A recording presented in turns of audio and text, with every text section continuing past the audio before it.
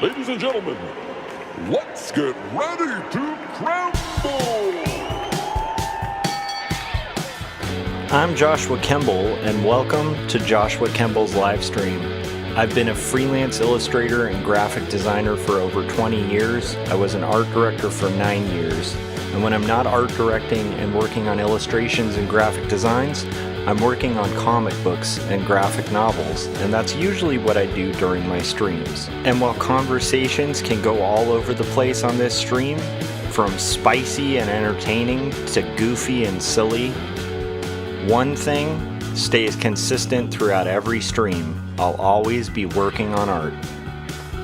So pull up a chair, get your art supplies out, and get ready for an entertaining show that'll keep you company while you work on your own personal art projects.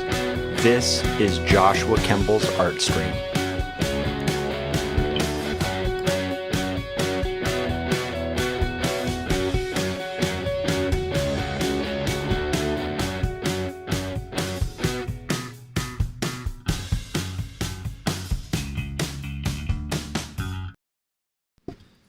Okay, welcome to episode, I think it's 433 of my live stream. I'm going to be working on Not Death But Love, the Strange Supernatural Story of Elizabeth Barrett Browning, and just kind of roughly figuring out, basically the shading. So I'm going to basically shade page 165. So that's kind of what we're working on tonight. If you're just tuning in, I hope you guys are having a creative night, and let's get into it. So this is the page. This is my, should put this down so you guys can kind of see the bad Wacom tablet that I work on. and we're going to just make some art. Yeah, today's been an interesting day. Let me see. I pretty much taught all day. Oh, wait. You know what? I had the wrong files, guys. Let me pull that open to the right file. Let's get... Hopefully this will still show up. Did that show up? Good. Okay, so let me shrink the size of the screen a little bit too so you guys can kind of see a little bit more of what's going on. So, yeah, today's been pretty busy and crazy. I worked this morning kind of doing teaching, where I teach as an art teacher. And then I went to college classes. So I get out at like 4, and then I just go straight to college, and then I'm in class till 8:30, and I do that tomorrow as well, which shouldn't be too bad. And I'm just going to close out any sort of distractions or things that might be pulling from my memory here, because I want to make sure I'm not going to be causing anything. Okay, I think there's one other thing I can quit out of, just so that we hopefully have like a really secure connection. So I'm going to basically work on shading, and we'll just kind of see how things go from there. Hopefully the connection is coming through okay. If you're watching this live, let me know. Let me know how it's coming out. It seemed like it was really good before, and then the connection seems like it kind of dropped off. But we'll see. So I've been having an interesting day. A lot of busy stuff. And just kind of like was really eager to get to this page because I liked how it came out. This was a solution that I came up with when we were at Crestline, actually, the beginning of during Crestline, the meetup. I was having trouble with this conversation sequence, and basically like boarding out the last bit of it when I troubleshot it with my buddy Scott Lost of the Making Comics podcast. The Crestline Art Retreat is like a yearly meetup we do with Lujan, Scott Cirkland, Scott Lost, and myself, and Corey Kerr. And one of the benefits of like a big creative retreat like that is like when we were all working on personal projects, if you hit a brick wall at all, you have like people there who work on sequential work all the time. So anyhow, I was reminded to take a different point of view during the conversation. And I think that actually worked out really well. So now what I'm doing is just kind of trying to bring this dramatic shot to life a little bit. Hopefully I'll be able to tone these pages fairly quickly. We'll see. Considering there's only 3 panels on this page. But I want to do my shading. And kind of see how that goes. So in a chat with some of the guys from Making Comics and some of the Artcasters crew, the question was thrown out, like, what's changed in your art practice since you first started? Like, is there something, a big way you've changed your workflow or your mindset since starting? And it was a good question. And what dawned on me about it was a lot of my outlook has changed a lot since I started. The first graphic novel that I did, the whole process of doing like 100 and something pages seemed much more achievable before I kind of started carving it off, carving out time to kind of work on it. And then years into the project, I remember being like plagued with like weird self-doubts and stuff the entire process. Like, is this normal? Is this taking too long? Feeling like I was missing out on something, some kind of trick or a secret. And then wondering if it was any good, you know, because I was kind of creating it in a vacuum. And something that changed on the second graphic novel I did was just like the amount of confidence I have as an artist has like improved significantly from when I was younger. I used to spend a lot of time just plagued with doubt and or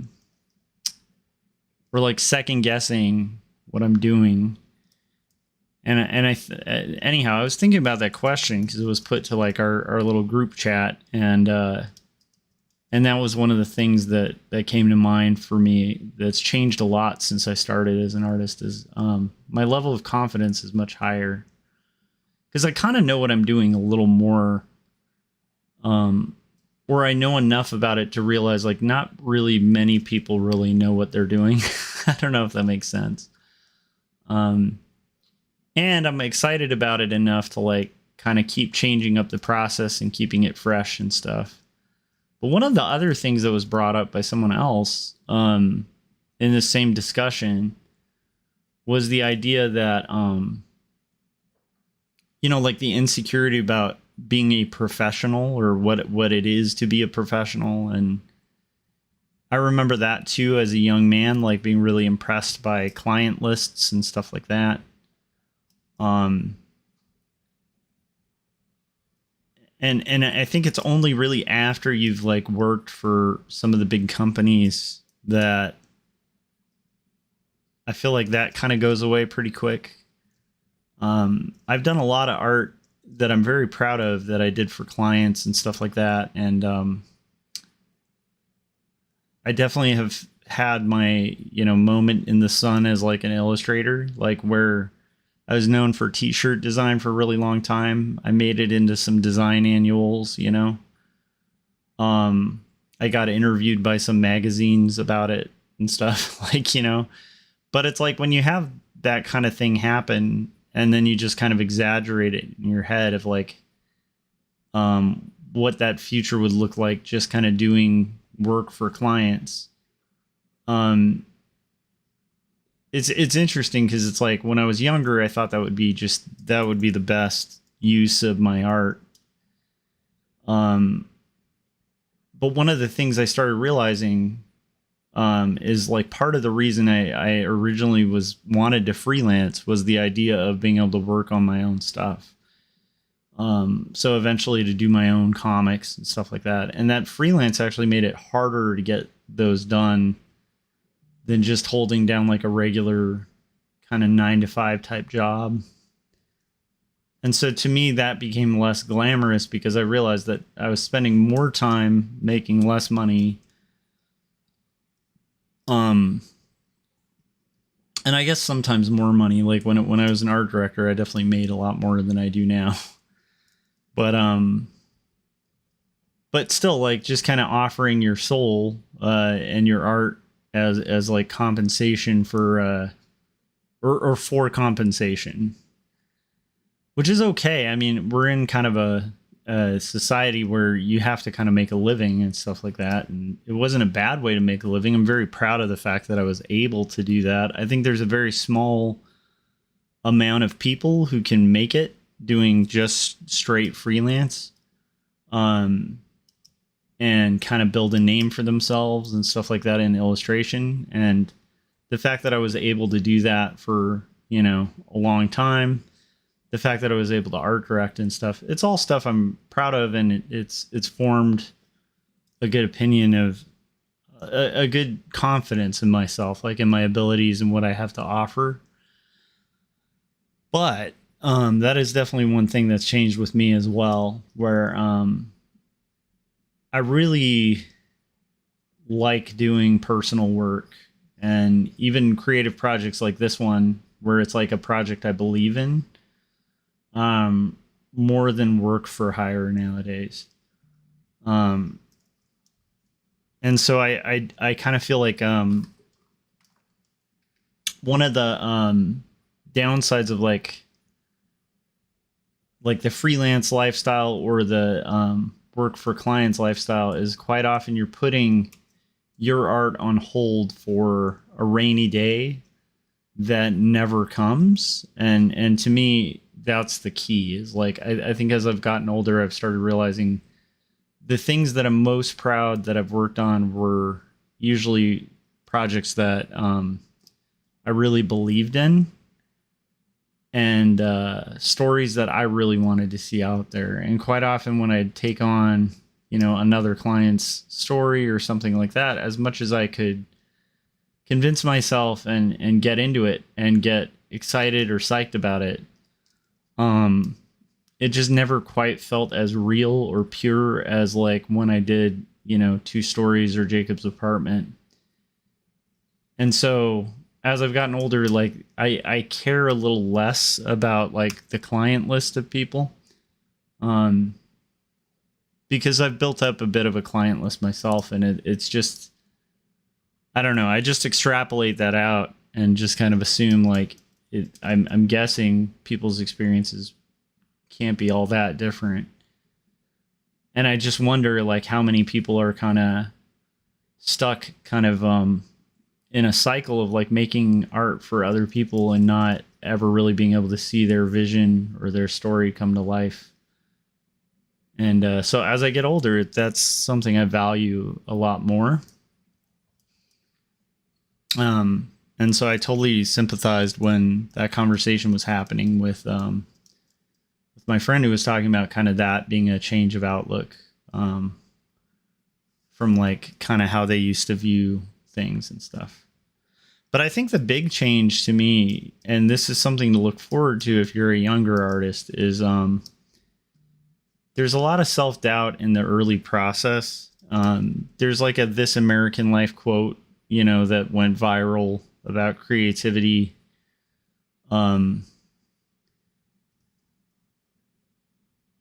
Where like the gist was that you're, as a young artist, you're frustrated because you have taste, and that's what got you into art in the first place. But you haven't quite figured out how to make stuff that matches with your tastes. And so there's a natural frustration, but there's also the natural frustration of being a young artist and like not really being sure you can draw something, and really not having had enough experience of just kind of like thinking, I'm going to draw this thing and I don't know how to do it. And that's okay. Cause like I've figured out how to draw pretty much anything I've ever had to draw for like professionally. And you start realizing that a lot of the same skills and aesthetics that go into really solid drawing go into solid graphic design, and the structure and all of that stuff of things is not all that different. So like if you have solid fundamentals, you can kind of draw almost anything. And obviously, like, you know, probably not as well as some people. Like there's definitely some people out there who draw me under the table, but yeah, my confidence levels definitely changed a lot from when I was a younger artist. So that's a nice thing, you know. Because I do think there's like this just, I don't know. I remember kind of just like being really plagued by that the first graphic novel I worked on. And I do think it's quite an undertaking. Like your first comic is a big undertaking. And the whole process is kind of tough because you're kind of figuring it out. Like you're figuring out the method you like to work, the style you like to work. And at the time, you know, I hadn't had as much experience as I have now, where, you know, you go in house and you have to kind of work in whatever style and kind of just get the job done and like not second guess yourself, because like that's just kind of how you have to be professionally. And just not having had as much experience with that. So there's something really nice about being older and having a lot more experience in your trade, where you're not as plagued by self-doubt. Now, don't get me wrong. Like people never really, I've rarely met an artist who just grows like total contentment over their style or their pages or anything like that. Cause you're always going to be chasing kind of an idea of what you want, and it never will quite be there, but it gets better as you get older, being able to kind of approximate something. It's kind of like writing music now. When I was younger, writing songs was hard because a lot of the songs, you know, I was writing when I was young, like we were still figuring out how to play guitar and stuff. And now it's not like I'm a great guitarist, but I've just done music long enough to like be able to kind of construct a song, and it's not as much labor as it was when I was younger. But then there's an interesting thing about that younger kind of self-doubty part, where I do think there's a rawness to it that I don't want to lose touch with as I get older. Like a rawness to art and music where it really, like you really feel it. You feel like it's really important and that you're changing the world with the thing you're doing, even though, or I shouldn't say you, but I did. And, even though at the time, like nothing I was doing was like super crazy groundbreaking. It's all stuff to be proud of because I worked hard. But it's like, it's not, I don't know. It's like, I guess it's just funny because it's like a lot of those early self-doubts of a young artist. And probably just as a person who overthinks too, I used to really let that get to me. I used to ruminate on stuff a lot more than I do now. So yeah, I'd say that's like the biggest thing that's changed for me as an artist, is just being able to be confident that I'll get something done. Trusting the process more. Cause like, when I was younger, you know, I guess the thing that's tough when you're a young artist is like, you don't have a process to trust, you know, like you can kind of hear people suggest things and stuff like that. And, or suggest, paths, like professional paths and stuff like that. But it's kind of like it doesn't hit home as much as like being able to complete a big work. Kind of, it's almost like finishing, you know, I always use marathons or sports or something as analogies, but you know, it's kind of like if you're imagining running a marathon and you've never ran a marathon, and then you get in your first marathon, and the whole time you're probably full of like self-doubt and all sorts of weird feelings and stuff because you've never done a marathon before, you know. But I would imagine the second marathon, the fact that you got through a marathon before makes you have a little more confidence and trust in the process. Like that the road, like if you keep following it, it's not unending, you know, because I'd imagine like the first time you do a marathon, it probably feels like this crazy thing you're biting off, like it's too much or something. And but then once you do it, it's like you realize like, oh, this is actually achievable, and I achieved it once, you know. And I don't know, there is something to be said for that, like kind of overcoming those hurdles, you know, and acknowledging it. And then also then it kind of becomes easier when you hit road bumps or something like that, to kind of deal with it, you know, to like feel confident in what you're doing and trust the process, because the process usually works. And strangely, like the process tends to just be like really hard work and just kind of finding windows of time. That's kind of the process that I've found. All right, here we go. Anyhow, so it was an interesting convo. I'm not quite sure what to do with it, but it was interesting. And then today I fought off guitar acquisition syndrome. I'm proud of that. I wasn't able to get to music today, which kind of bums me out. But I do feel like this is probably an excuse, but I do kind of feel like having to work kind of 3 jobs at this point. Like, right? I've got full-time school that I teach, and then full-time school that I go to, and then this comic full-time. I just wasn't feeling it today for music. But I did do music on Sunday. I went over to my friend Josh's and we finished the vocals for, I think it's like the 3rd song we finished for the next No Saboteurs. But we have like 11 like started incomplete songs. But it was nice to kind of get one more kind of off the list, one closer to release.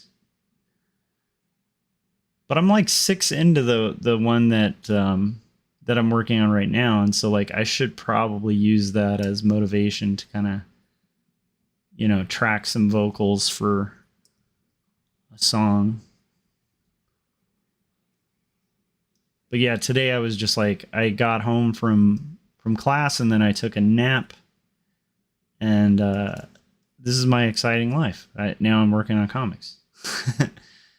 Tried to kind of avoid the news too much.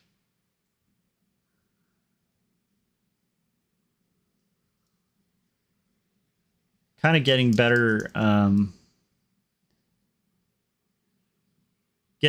that is what I'm getting at.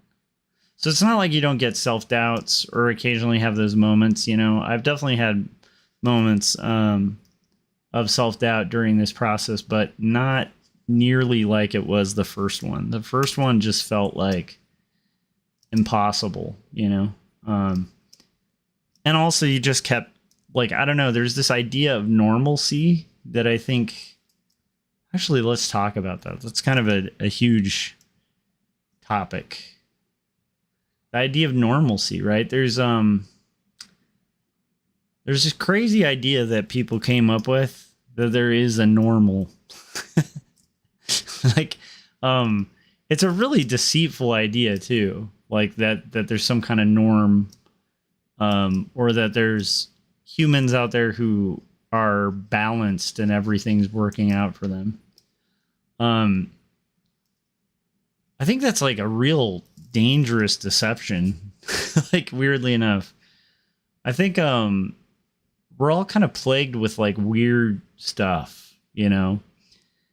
And I think the idea that people put out there that there's some kind of normal that that we're somehow outside of. And that goes for normal in art or normal in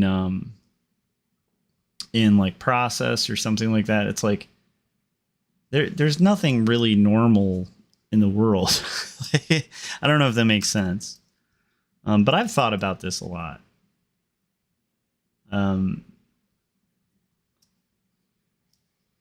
My friend Alan kind of describes it as like zoochosis. That's how he kind of put it.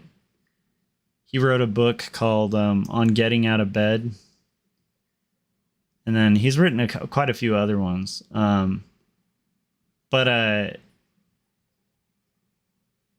anyhow, like one of his books, I can't even remember which one at this point, was kind of talking about like the reason people get plagued with, like depression and stuff like that. And he was kind of saying it's almost like an animal at a zoo. Like, if you have an animal kept at a zoo, and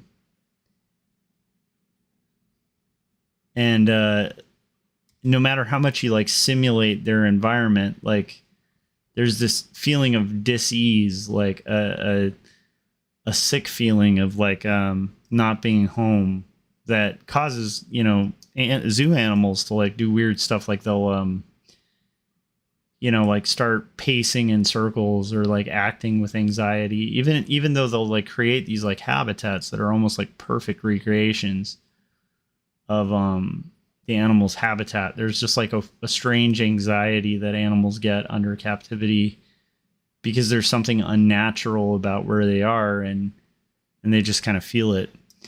And Alan had this theory, and I kind of like this one, which is like,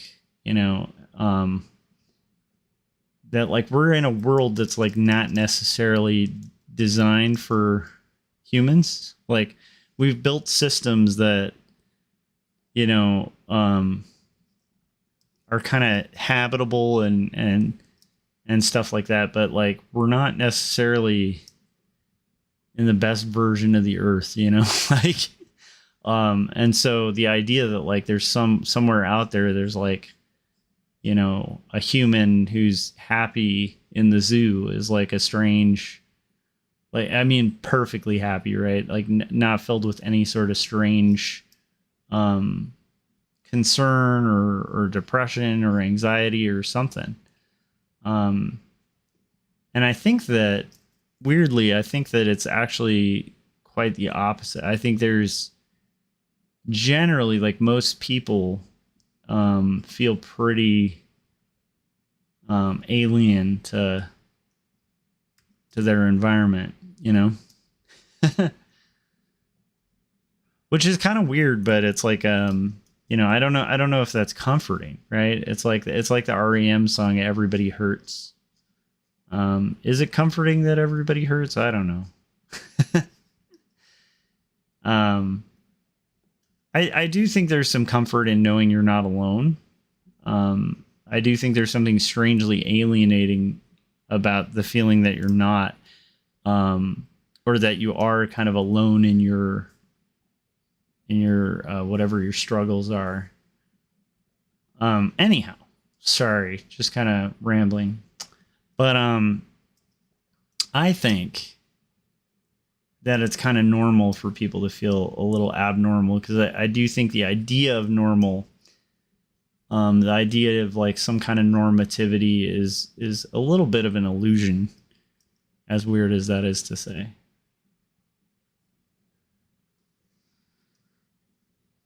And so I kind of feel like it's like that with comics too, where it's like, yes, you do get better, you figure out techniques. There's techniques that people have used for years that help, that you'll either stumble across as you're doing it, or you'll read about as you're looking for solutions. So there's definitely some well-worn paths. And so in a weird way, that's almost like similar to like if you're going to run or do a marathon, maybe getting cleats, or I don't know if marathon runners, they probably don't wear cleats. But getting gear, right? Like there's gear you can, use. There's definitely like some precautions you can take. You can take the advice of people who've been down the road before. But at the end of the day, like,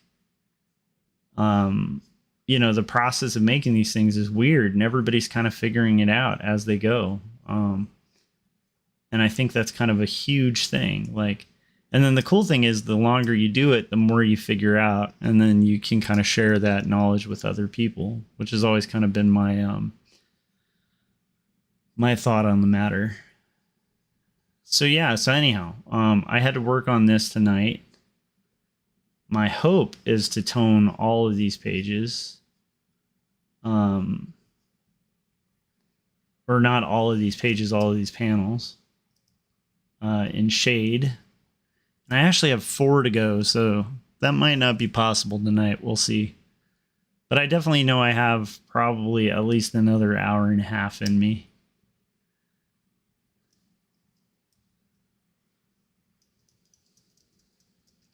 But anyhow, so that's been a big change in me as an artist, is just realizing that, just the confidence that comes with having done something before. So anyhow, it's a Monday night.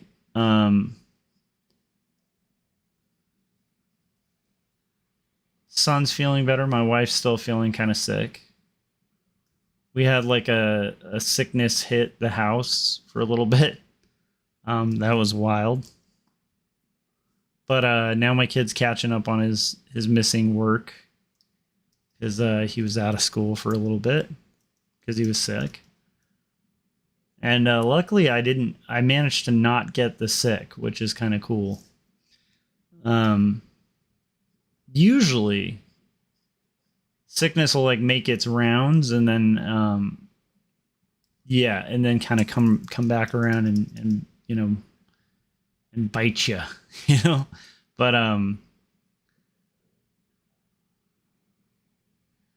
yeah, so anyhow, we're gonna kind of get this.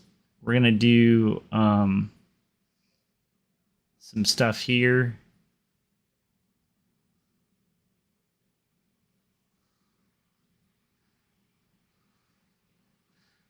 But anyhow, so I think that's why it's frustrating when you're starting comics in particular, because like I think there's this strange feeling that like there's got to be like a normal to this, like, or a feeling of alienation of like the process being really hard, and you're like, it's got to be easy for somebody, and I think like as you do it more, you just kind of start to embrace the process more, because you start realizing like, oh, there's no like magic bullet to it. It's like a lot of it is just doing the work.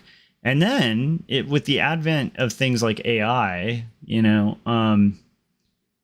I think that makes me much more convicted to get things done myself, because there's something to be said for the growth and artistic expression of something outside of just the product. And so I do feel like there's something more authentic about a human doing something than a robot. I heard something the other day about people like writing articles. There are people out there apparently who have relationships or are developing relationships with AI search engines. And that's wild to me. Like, because I was thinking about it, like one of the fun things about conversation with people is they don't always agree with you. One of the fun things about conversation with people is they're different. So you have somebody different to hang out with and bounce ideas off of. And then one of the best things about other people is quite often other people will get on your nerves sometimes. Like, they're not, like, other people are imperfect. And it's scary to me that we're in a scenario where, somebody could get really hooked on a validation machine that, pushes them only when they want to be pushed, and kind of works with them only whenever they want to be worked with. I feel like the AI thing is bizarre, because not only is it like attacking art and like every semblance of everything we seem to know, but it's also like, I mean, can you imagine like how much that will decimate relationships? If people start having relationships or getting convinced that AI like cares about them, that's like a scary dystopian future. Philip said, "Hey, look who's up. How's it going, Philip?" It's definitely not a very busy stream tonight yet, but it's probably because it's like a late Monday here. What time is it for you, Philip? How are you doing? How is life treating you, my dude? I want to make sure that the shadows on this side are cast much darker. So a lot of it's kind of working in these layers when I'm doing this style, where I'll add layers and then kind of repeal, or I don't know if repeal is the right word, but reduce. So I add, then reduce, then add, then reduce. So I'm definitely thinking that this particular set of panels might take a little longer than the other panels on this page, since it has such a like wide shot.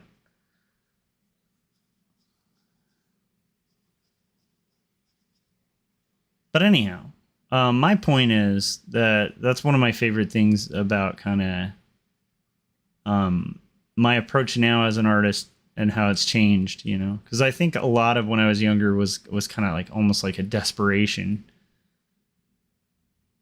Philip said, "I just got off the Star Trek stream," and then he said, "Then I got into a bit of a political discussion, but nothing serious.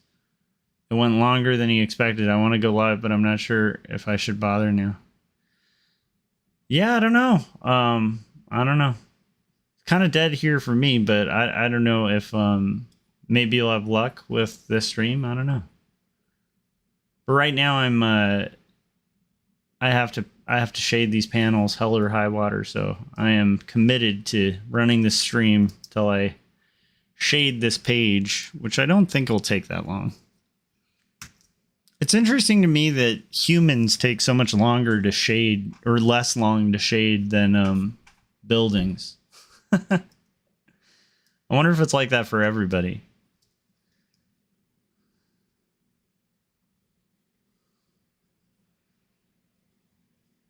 One thing I've been enjoying about this book that I intentionally did was I didn't want to bring rulers into this. Jacob's Apartment and Two Stories were both very ruled books and stories where like I would bust out, the ruler and the circle templates and stuff like that to get like really accurate lines. And one thing I really wanted to do with this book was have like a little bit more of an organic line.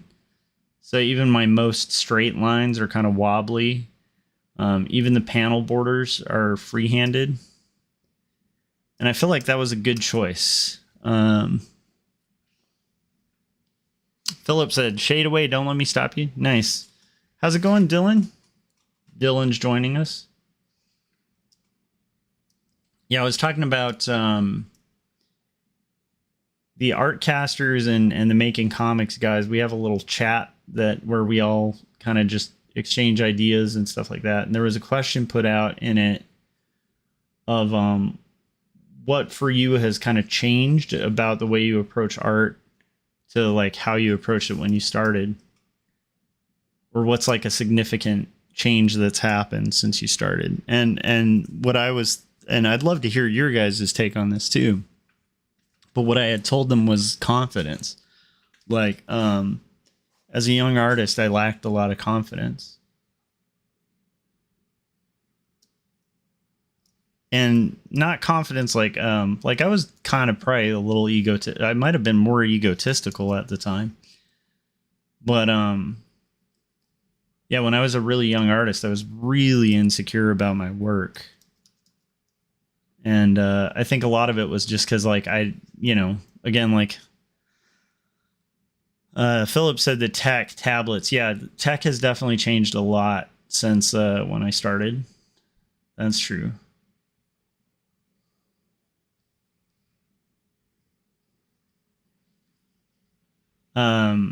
But yeah, I feel like hold on a sec. Let me merge these. It's a little easier to get in there. But yeah, I definitely feel like I don't know, Philip, if you had that thing with like a lack of confidence when you started, but I do remember, like getting nervous about drawing certain things or something like that. Whereas now, like, I mean, I'm kind of at a point as an artist where I feel pretty confident drawing pretty much anything. Now,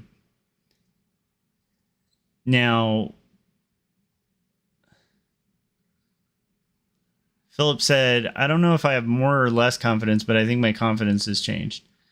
Yeah, that's the thing. I was probably overconfident, in a weird way when I was younger. But at the same time, I think deep down had a lot of insecurities about my art. Like, one thing I was recalling at the beginning of this was that first graphic novel I did, that whole process. I feel like this is pretty common with a first big undertaking, but that whole process, I remember just being plagued with like self-doubt and, constantly kind of almost like seeking out validation for the work.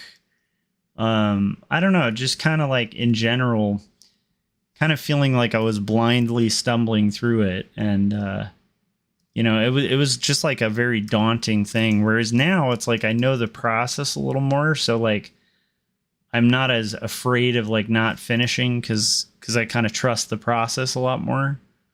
And again, I was kind of mentioning it's kind of like running a marathon or something, where I think like the first one you do would be pretty harrowing because you may feel like you can't really run a marathon. And then once you've run one, then I think even if you do a second and it's just as exhausting and overwhelming and stuff, you kind of have that confidence of, well, I've done it before,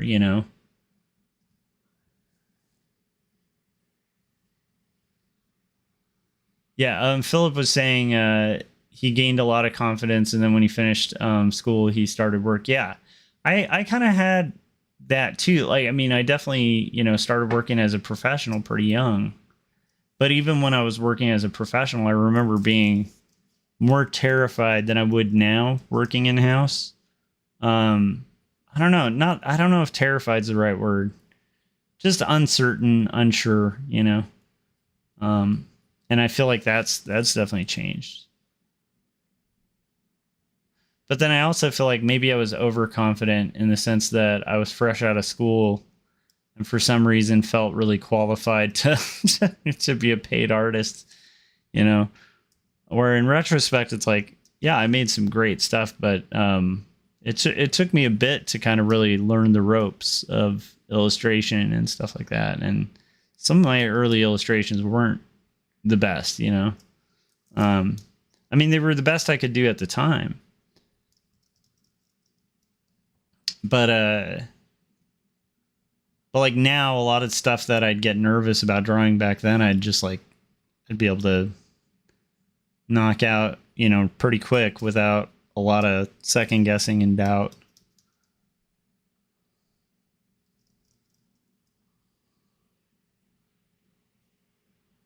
But then, yeah, I also feel more humble because it's like you learn more about, like the older you get, the more you realize like that it's not even like, you're not just like a small fish in a big pond. You're like a small fish in an ocean. And then as you get older, you start realizing, oh my gosh, I'm a small fish in a universe, like it's like, I don't know. There's a lot of incredible artists out there, so you're like, I don't know. It's like I'm less myopic now, so maybe that confidence has changed, but I don't know. It's hard to explain.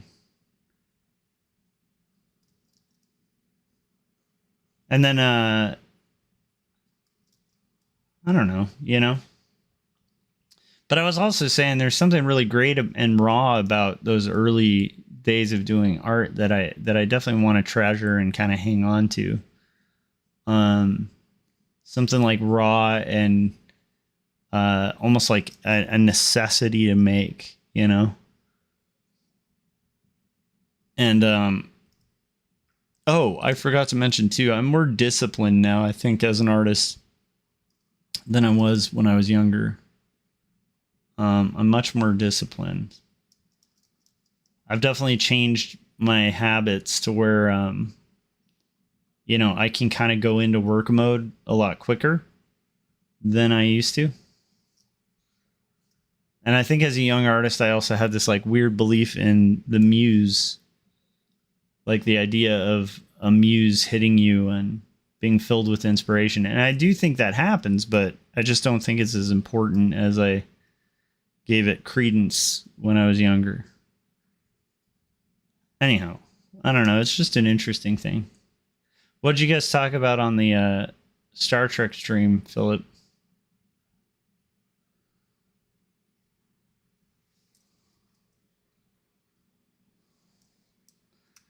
All right, we're getting there, guys. We are getting there. This panel's actually looking pretty good. Probably going to end up doing a shade over this, too, to have it kind of almost like gradate to darker at the edges.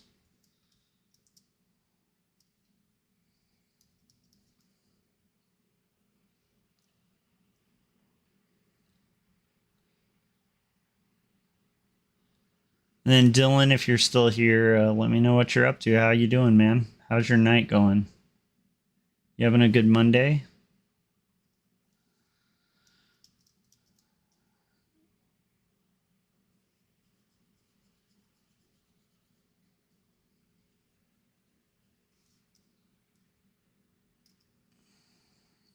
So I'm definitely trying to kind of create this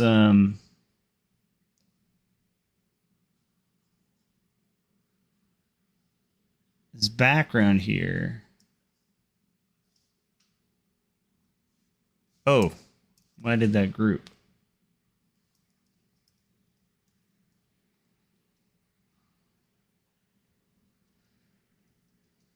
Philip said each week we talk about different episodes. This evening they were talking about characters from Voyager and how they developed the relationships. Okay, interesting. I never watched Voyager. I watched the original, and then I was more of a Star Wars kid, and then I liked the original, and the original movies were pretty cool, except Voyager. I think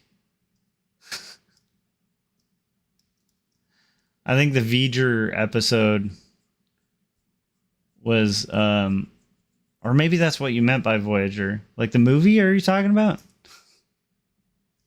Or the series? Because I think they had a series called Voyager, right? But anyhow, the movie where they say Voyager at the end it's like I think the first Star Trek movie. That was I am not a fan of to this day. But I like a lot of the Star Trek movies. Dylan said today was okay. I woke up a time ago and saw that you were live and decided to watch. Nothing much really happened today. All right. Yeah. Philip was saying no, the series Star Trek Voyager. Yeah. Yeah, I never watched that. I never saw Voyager.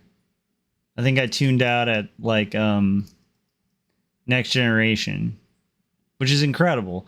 I was more of a Star Wars kid, and then when my wife and I started dating, she like convinced me to give Next Generation a second chance, because I had only seen like 1 or 2 episodes and was like, yeah, and had misjudged it as a young, cocky like teenager, was like, yeah, and then my wife very righteously and rightly convinced me to watch Next Generation, and I am a better man for it, because that's an amazing series.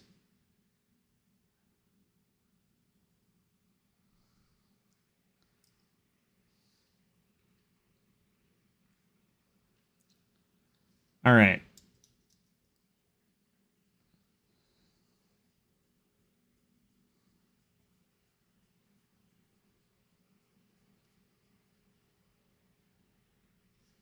Philip said, I've always been a sci-fi nerd. Star Wars was probably my favorite too, but I was still into Star Trek. I missed a lot of Star Trek spin-off series, though.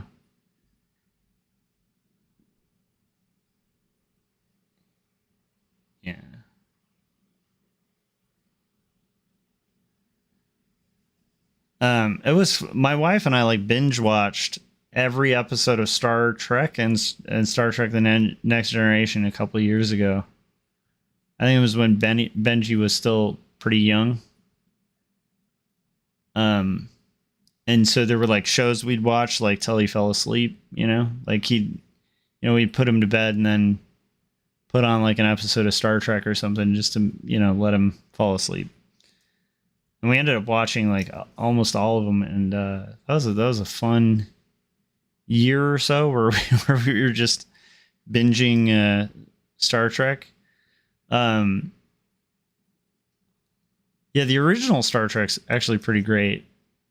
I really like the corny episode. Like the original Star Trek had a really good balance of like hokey and very sentimental. And then as a kid, I still remember the movie with the whales, and I like this is where I'm just bad with names and stuff. But whichever movie it was where they end up on Earth with the whales was pretty amazing. I'd like to re-see it. I'd like to rewatch the movies because we rewatched a lot of the TV shows, but it'd be fun to sit down and watch some of the movies.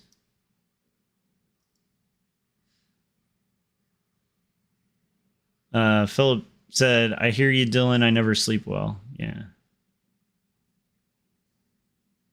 My problem is I just like I've gotten pretty good at because of my insane schedule right now. Like a good example. So today I got off work at I got home at 4:30 from work, and then I went in the room.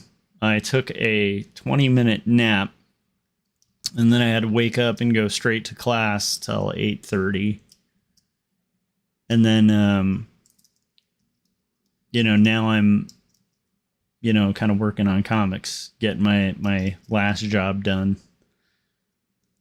So, but I do tend to be like a night owl and sometimes get hit with insomnia, which the worst thing is when you're exhausted and you have worked like a ton, and then you get hit with insomnia. Like to me, that's brutal.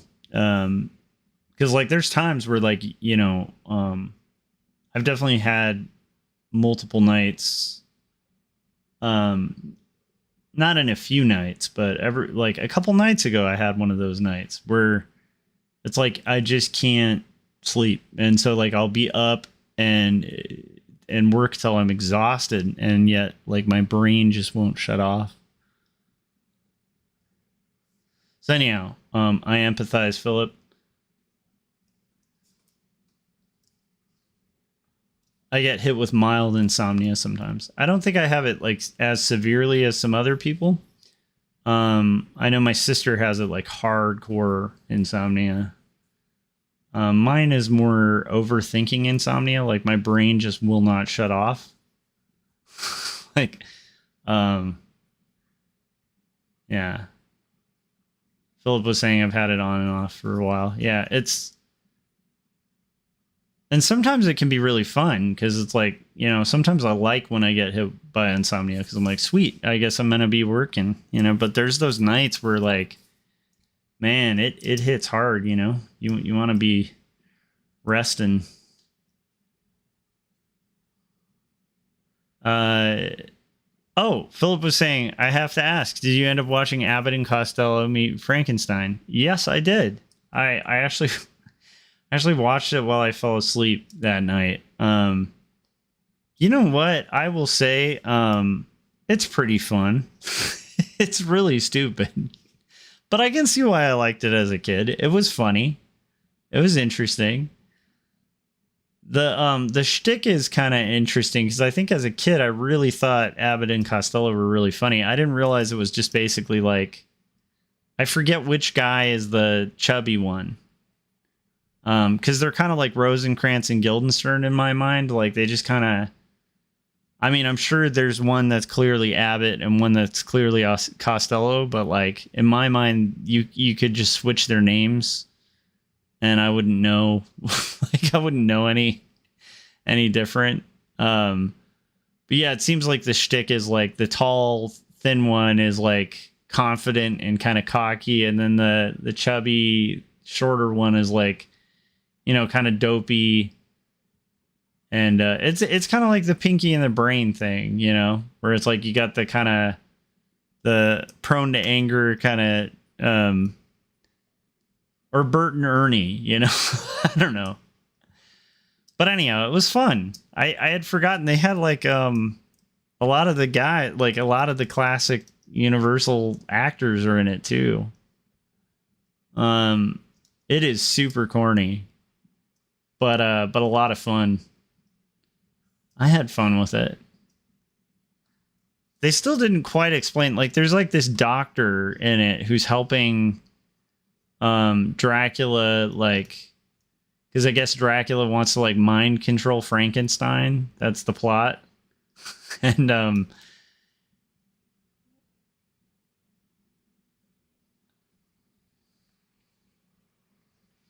yeah, that's it.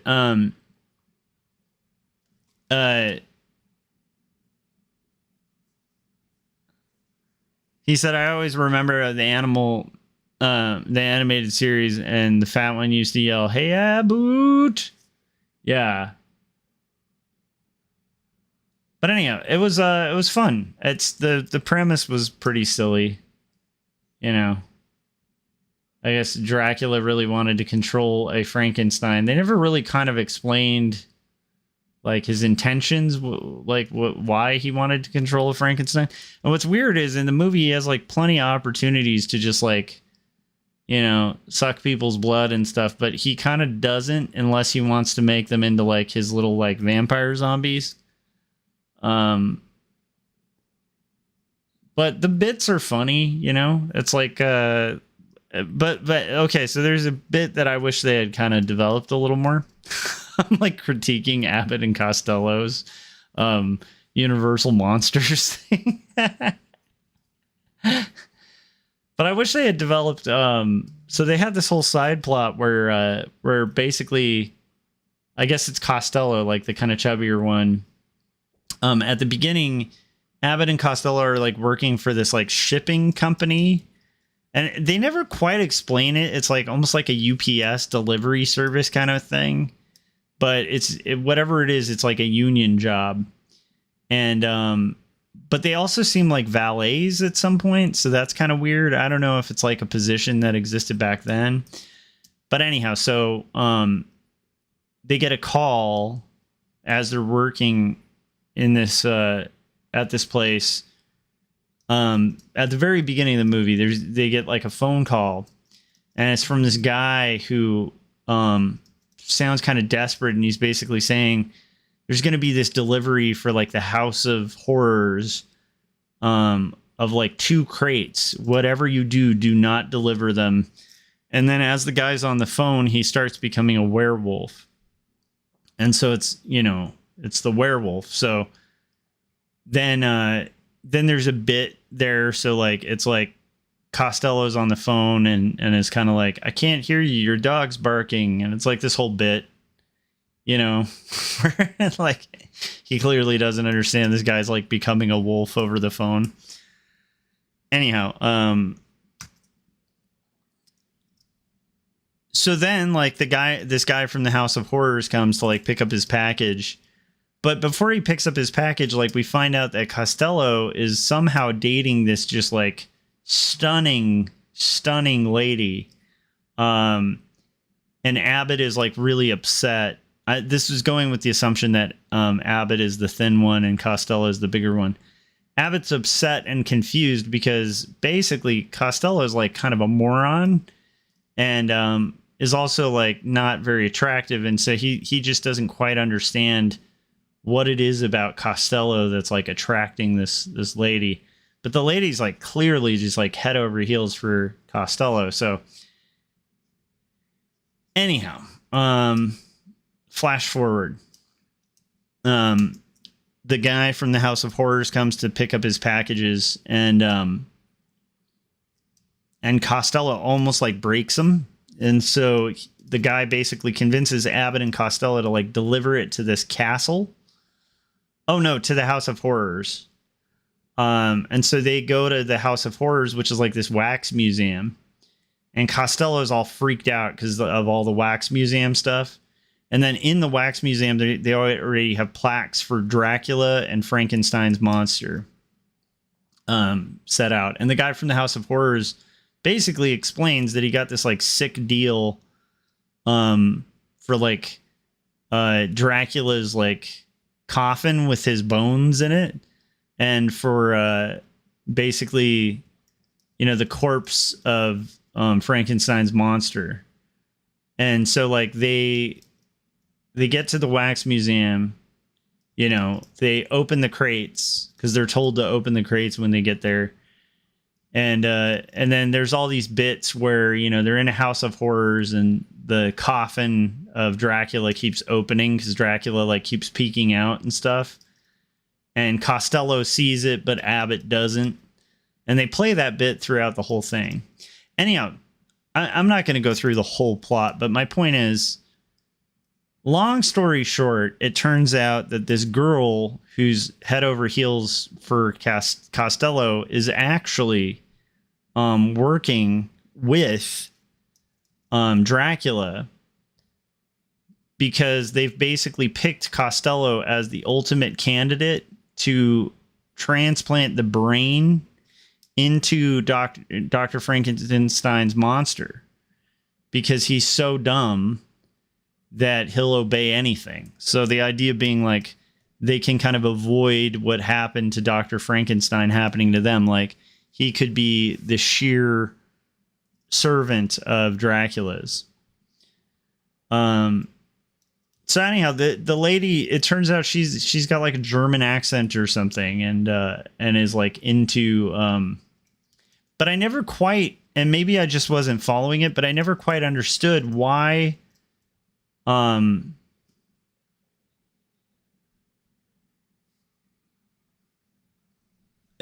just never could quite understand why the lady was helping Dracula. And they never really get heavy into it, at least from what I remember. But then eventually she kind of protests and isn't going to help Dracula. So Dracula basically like bites her and turns her into like a Dracula zombie, which is weird because like, why didn't you just do that in the first place? I don't know. It's a weird movie. But Dracula, like basically there's a whole bit where Costello ends up being like chased by like two fine ladies.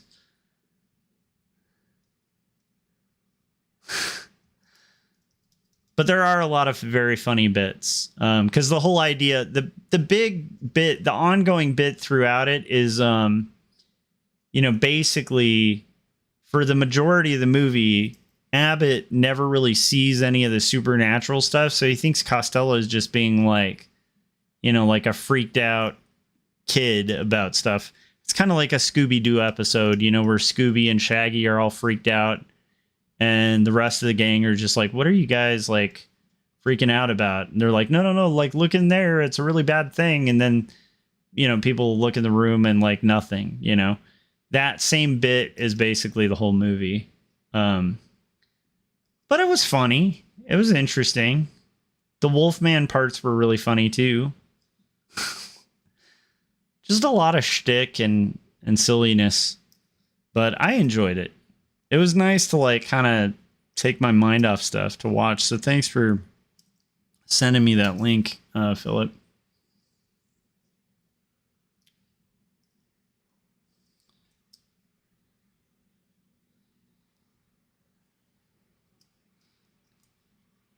Yeah, it was a pretty entertaining movie. But it did bring back memories. Like I had forgotten that they did the Indiana Jones 3 bit in there, with like a secret entryway in the castle, and the door kind of like basically leads to it, like a secret wall of the castle kind of rotates and leads to another room. And so there's a lot of bits where, you know, Costello's like, hey, you know, like Dracula and Frankenstein are in there. And so Abbott and Costello go in there and by rotating that door, but on the other side of the rotating door is like Dracula and Frankenstein. So like by the time they go to the other room, they don't see him. And that bit's pretty funny. The rotating door bit.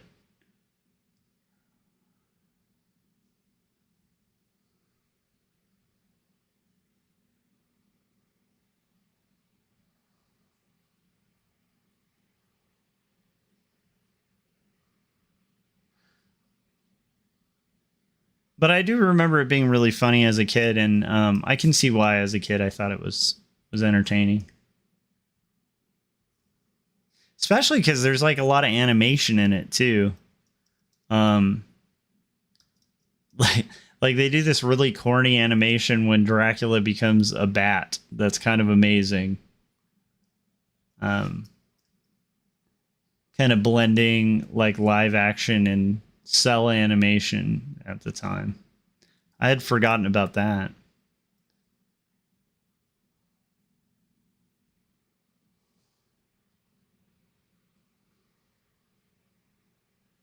All right, guys.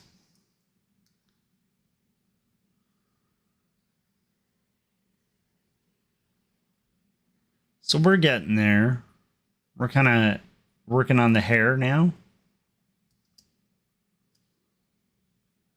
I think what I'll do is finish this panel, and then I might play a video and get some water while you guys are being entertained by a commercial of sorts. But we got a ways to go.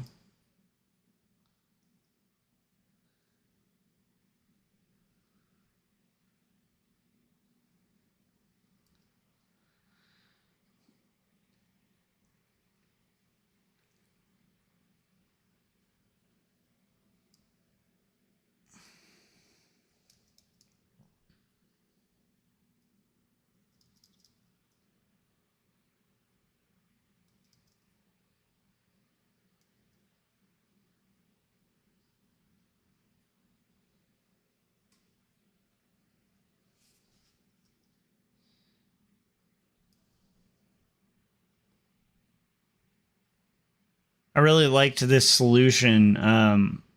This conversation scene was going for a while, and I remember talking to Scott Lost about it at the Crestline Art Retreat.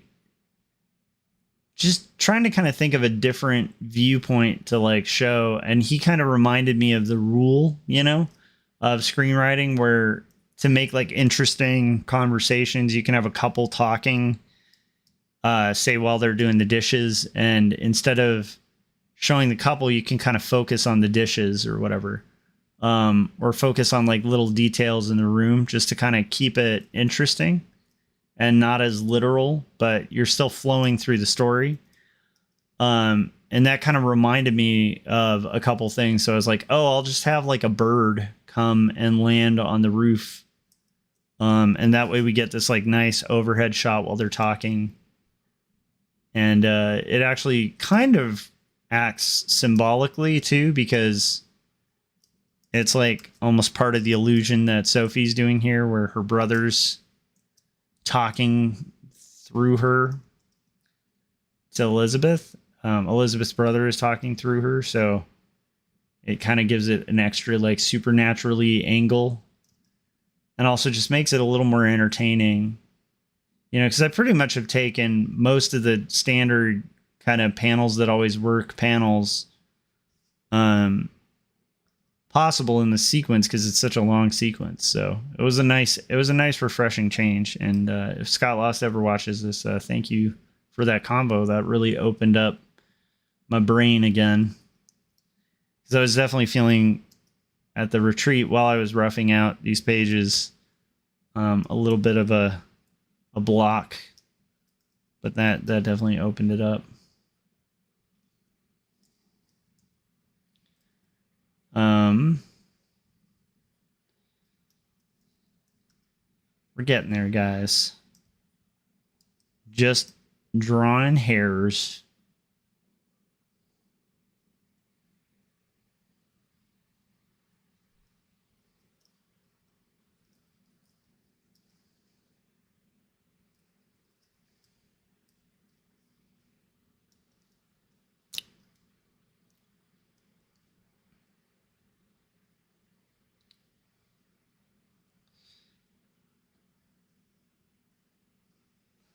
Yeah, that was a fun movie to watch for sure. And it wasn't like crazy entertaining, so it was like easy for me to kind of eventually fall asleep, you know. But it was entertaining enough to where, you know, even while I was like half asleep, like I could kind of absorb it. It was fun. I'd encourage you to watch it, Philip. It's pretty funny. It's not as bad or as good as I remember it. It's pretty bad. It's a pretty bad movie. But it's kind of fun bad.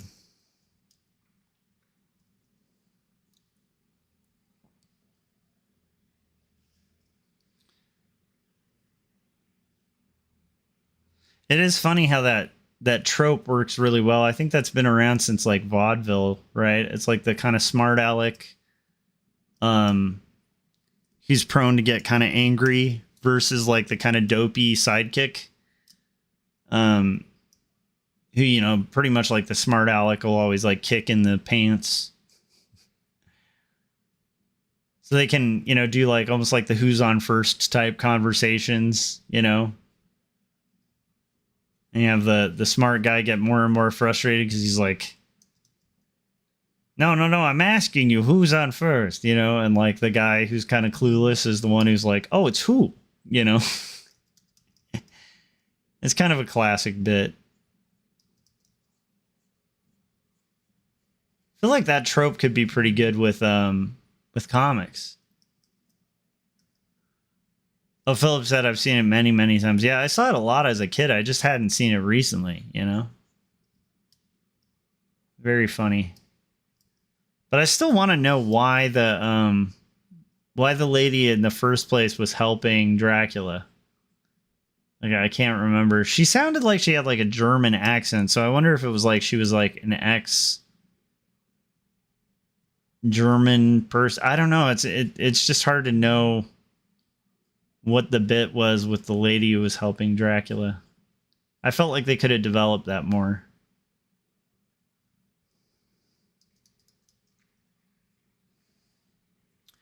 And they have this other like young doctor character, but it's not Dr. Frankenstein. So it's like another doctor who has like a lab and I don't know.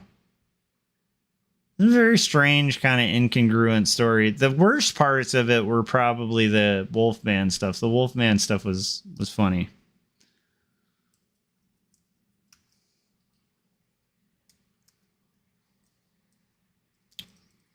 All right.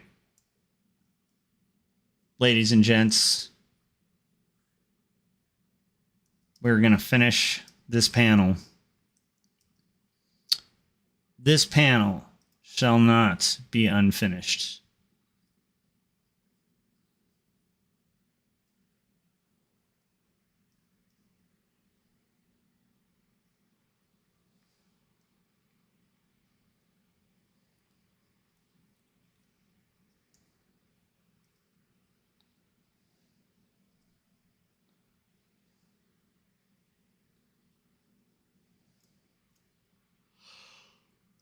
All right. Let's get this part going.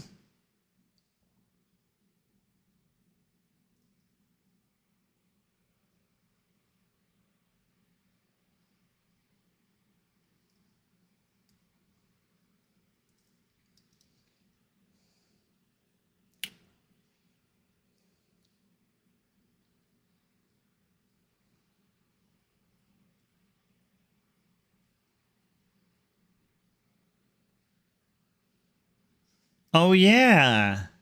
Philip was mentioning Abbott and Costello meet the mummy.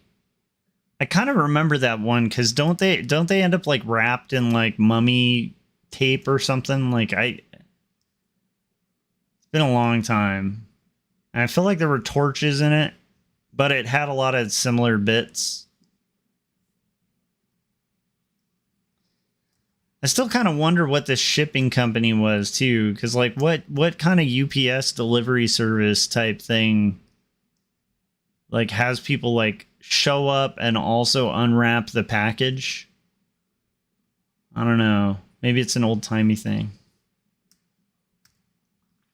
All right, guys. So I'm going to consolidate these two panels.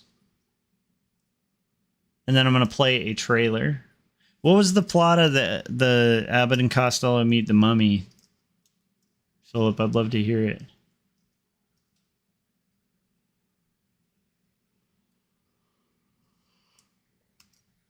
Okay, I'm going to get some water. I'm going to play a trailer real quick while I get water. So let's do the Kemble files. I'll be right back.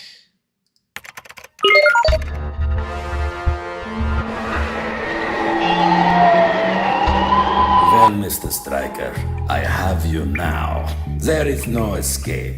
You will tell me where the Kemble files are, or you will die beneath the crushing electric arms of my shoptopus. I hear you chirping, little birdie, but JT Stryker ain't no stool pigeon. Very well. You have left me no choice. Bring out the doctor. Say hello to Dr. Hodges. I'm sure you're familiar with the doctor and his work. If by work you mean the murder and torture of innocents, yeah, I'm familiar. I've waited a long time for this moment, Stryker. I'm going to enjoy every minute of it. That's what your mother said. Well, that's a horrible thing to say. You don't even know my mother. Don't let him interrupt you. Come on, man. Look, fellas, we can tango here all night, but it doesn't change a thing.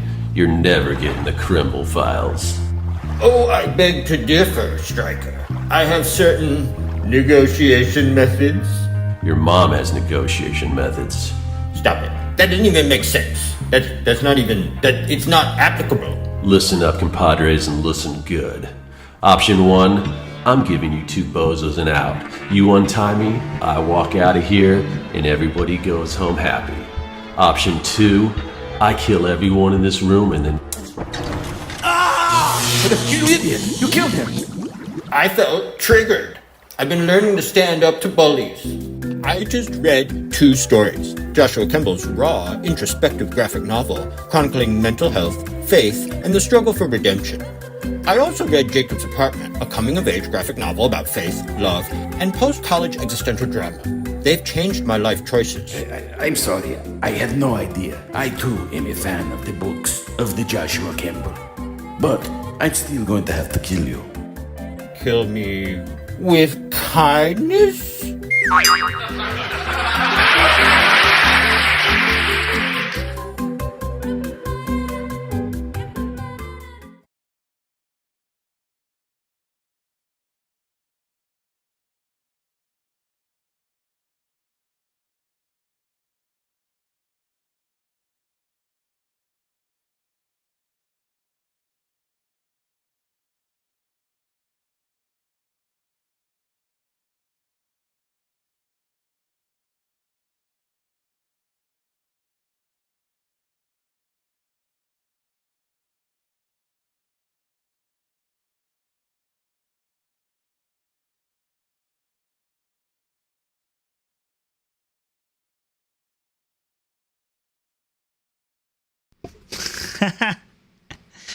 I think all of that went unsaid. So Philip said, I think they're supposed to guard the mummy during its transportation, but their employer is murdered, and they overhear a plot to use the mummy to find treasure.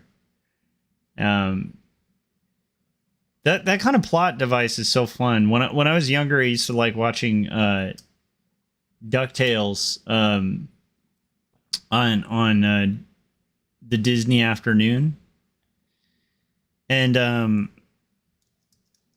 I remember seeing DuckTales the movie and feeling like it was a ripoff of Indiana Jones. And then finding out many years later, right, that actually the boulder sequence from Indiana Jones was a ripoff from the basically like the comics, the Uncle Scrooge comics. And I thought that was really interesting. And then you can kind of look those up, like the original Uncle Scrooge comics that, weirdly enough, like Indiana Jones was kind of playing off of that and a lot of old serials and stuff. But yeah, it's kind of wild. It's like yeah, you start realizing like Indiana Jones was actually really pulling from Uncle Scrooge comics. It's kind of nuts. But that kind of adventure serialized thing, that's got to be pretty fun to write, you know? Where you just have like characters, they go, you know, they have a scenario and then they, you know, end up awakening a mummy, you know?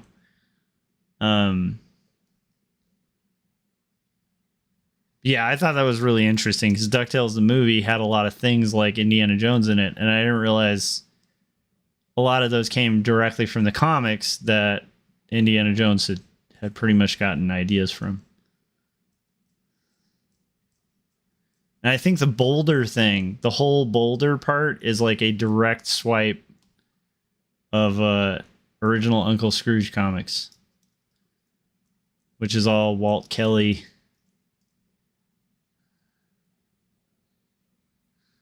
I think that's Walt Kelly, right? Which as a kid, when I'd see those like Walt signatures, I always thought, you know, I was a dumb kid, so I thought for the longest time that Walt Kelly was Walt Disney. Like, you know, just because I'd see the word Walt and a Disney thing, and I'm like, well, Walt Disney must have made this comic. It took me a long time till I was much, much older to really realize like Disney hadn't drawn any of it.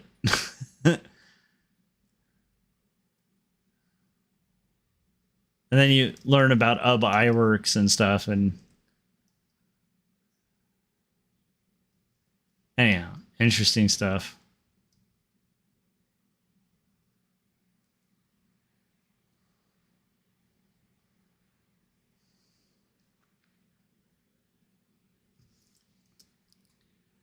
All right.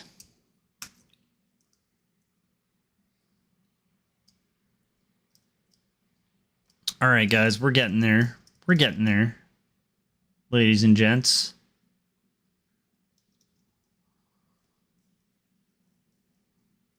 I want the lighting to be kind of darker-ish on one side.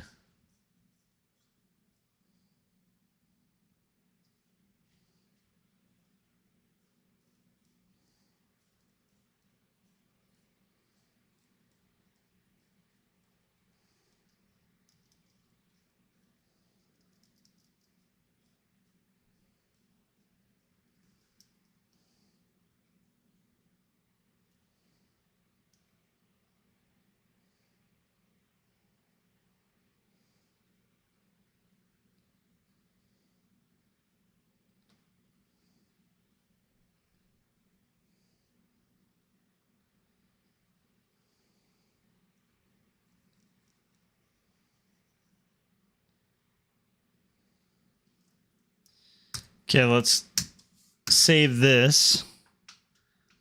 Ah, okay.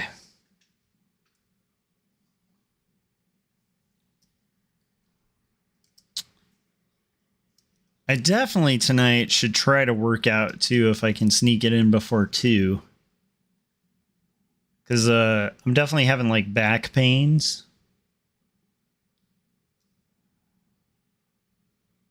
And weirdly, if my back feels bad, a lot from like sitting down, because I sit down a lot during the day too. Like I'm doing a lot of demos for my art students. So there's a lot of like hunching over at an art table or hunching over drawing demos. And then sitting at an office chair drawing, you know, so getting a little exercise in isn't bad because I can kind of stretch and hopefully work some of those back muscles so that they, you know, my back is a little stronger.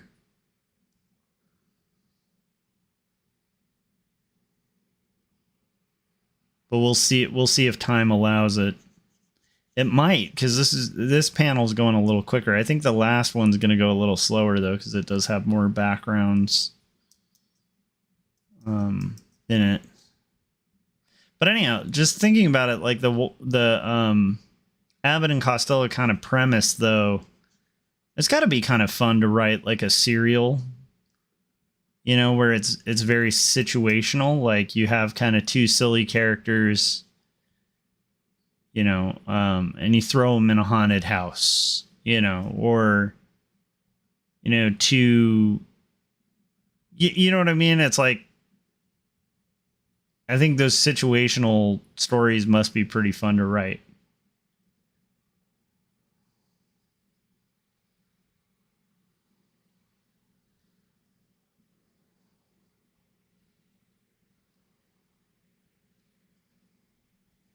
Like I noticed that last summer, I read a couple of the original Tintin stories, and they were super fun, you know, and very much like, you know, kind of in the same line, like Indiana Jones type, you know, serial adventures, and they were just a blast to read.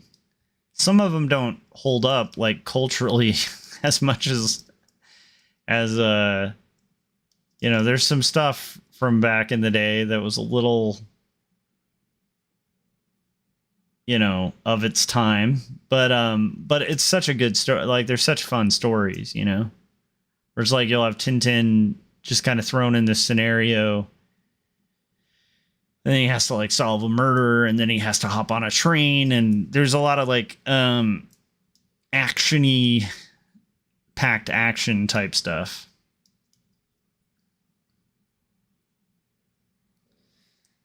That is one thing that I'd imagine would be really fun about writing like an action or a superhero comic is, you know, just coming up with a premise with a lot of action packed moments. Does sound kind of fun to write.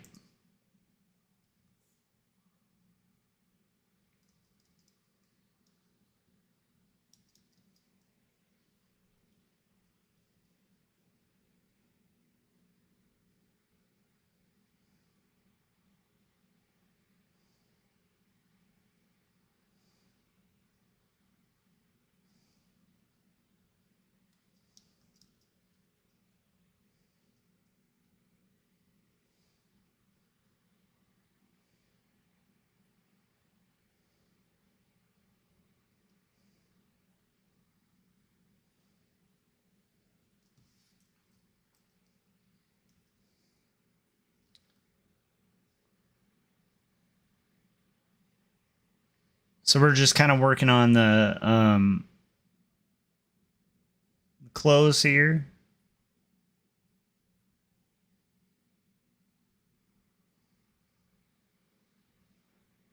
My son's always working on making something, you know, like he'll kind of work on homework and stuff, but his like favorite thing is to like just make little projects for himself. So he'll do little animations or music videos or video games, you know, like he just is always wanting to make stuff, which I don't know where he gets that from. but anyhow, so today he was oh, nice. Dylan said I'm going to back David's Kickstarter tomorrow. Awesome. Yeah, I've already backed it. David Hartman's Kickstarter looks super fun. I backed it so that I could get the hardcover because it looks super fun. And the sad part is I won't be able to read it till, you know, I backed Gaz's Kickstarter for the Horror A4, which I'm stoked about, but like I can't even read it yet. So at some point, you know, after this book is done, I owe myself like a week of just reading. That's my goal. When this book is done, I'll have 1 week where I'll let myself just read and enjoy reading comics and books. I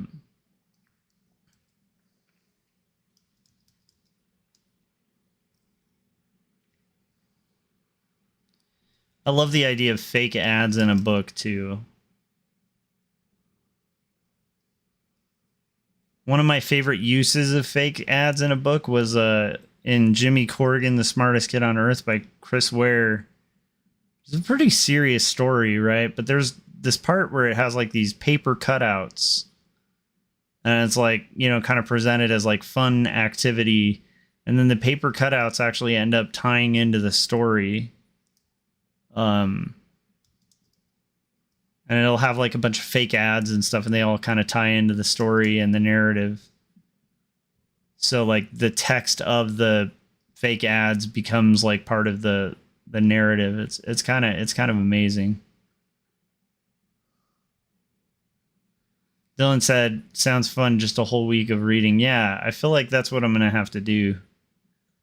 Is just, I mean, obviously I'll work, but it's like, if all I had to do when I got off work was just read, that would be really nice.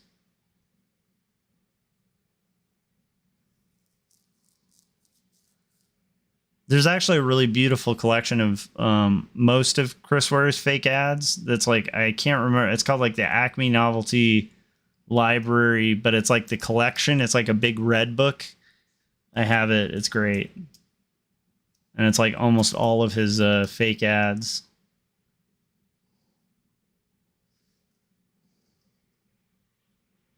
Yeah, David's look amazing.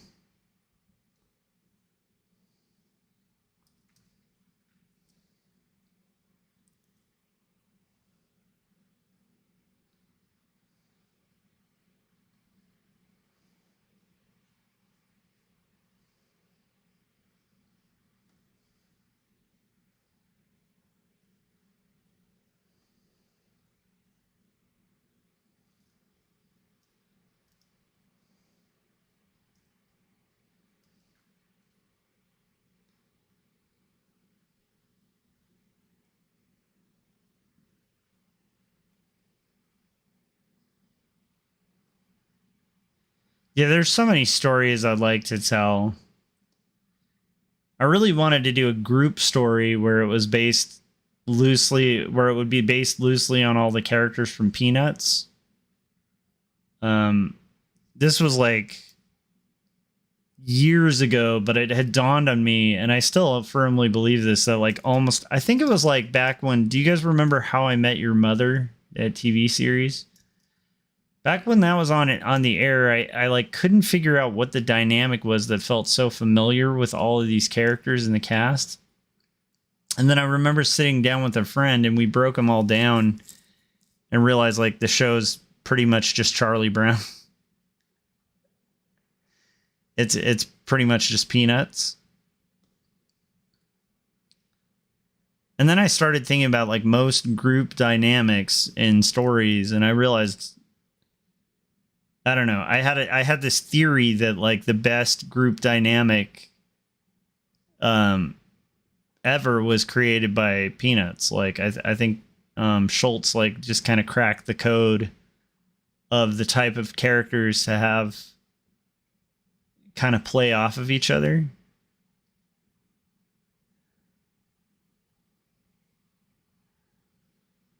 And so I thought it would be a funny challenge to try to do like a kind of serious, like literary, slice of life type thing, but have all the characters, pretty much be all the characters from Charlie Brown. Not with the actual same names, but just the same kind of character tropes.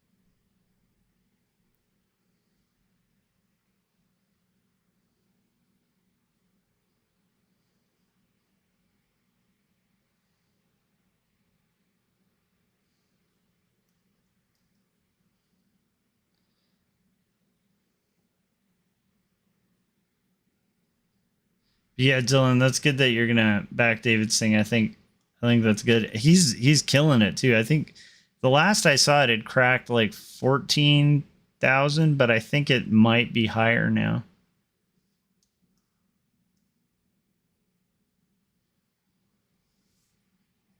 So he's definitely onto something, which is great because that means that David will be able to do more of his own stuff, which to me, anytime a writer or illustrator can do more of their own produced stuff, like, this is a better world.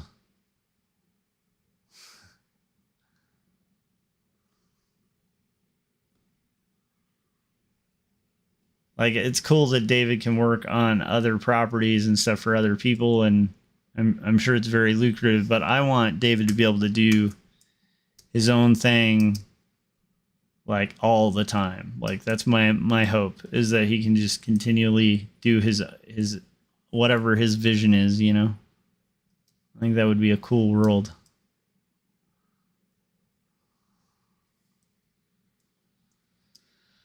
All right, guys, we're getting closer. We're getting closer, just a little bit closer here.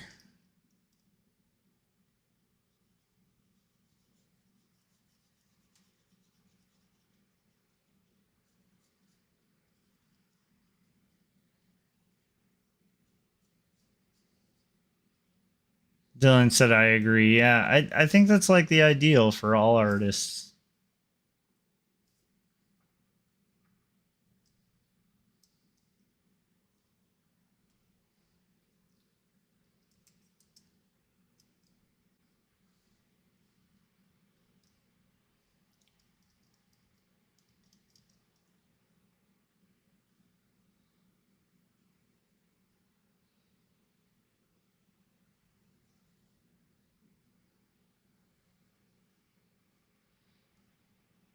All right.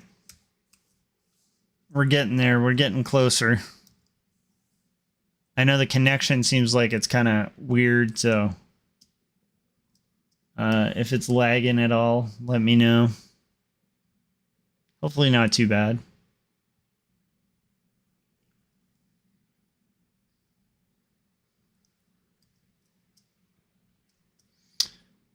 Gonna kind of get this going here.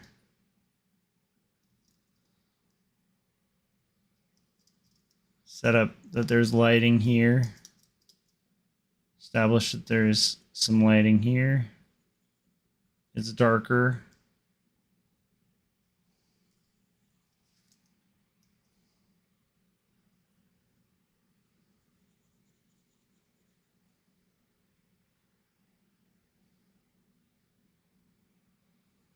All right, I think we're back. Did I blip out at all during the stream?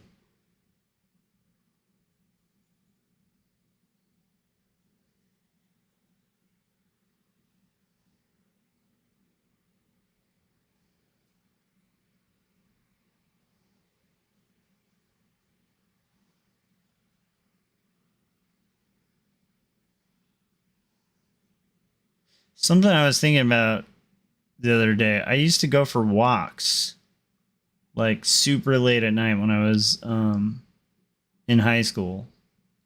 Probably not the safest thing in the world, but I used to like I would sneak out and I would go for like walks, like super late at night, like early in the morning and stuff, and just kind of walk around the city and look at shops and stuff that were closed. And it's weird. I don't know why I liked doing that. I think there was something really fun about, you know, like, and we lived kind of close to a graveyard. So I used to like, I mean, you know, I was like a teenager, so it was cool to like walk in the graveyard. I don't know. At night, you know. But it's just kind of wild because, like, I think the thing that brought that up in my mind was like when I was thinking back about like how just fortunate most of us are to like survive like youth. Like, I don't know. I did a lot of stupid things when I was younger. Like that. That's not the wisest thing, you know.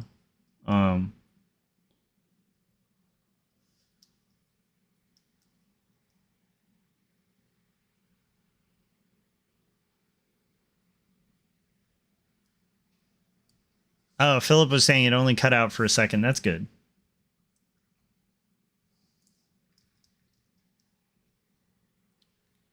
Guys, we are getting there. There's 3 panels down and 1 left to go. Well, not 3 panels down quite yet, but very soon.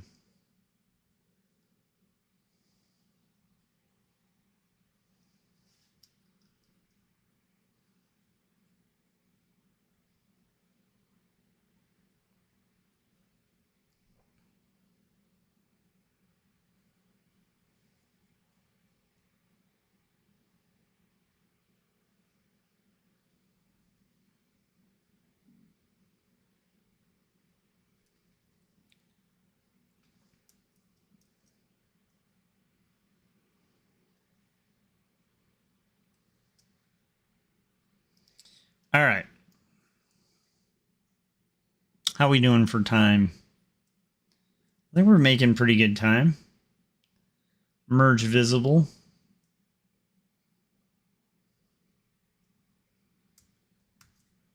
All right, let's go. Let's go. I think we're going to be able to finish this up. What are you guys working on right now?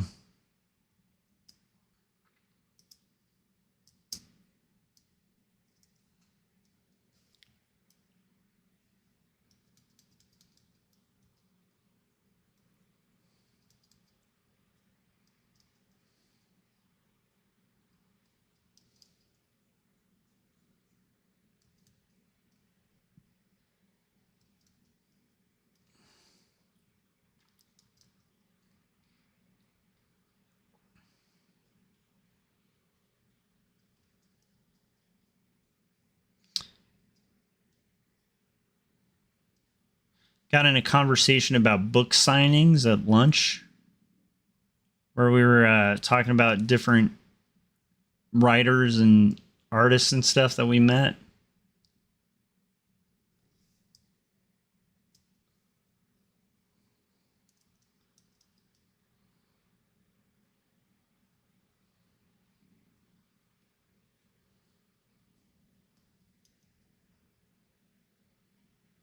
Nice. Philip said he's about to lay in bed and sketch some ideas in his iPad. Nice.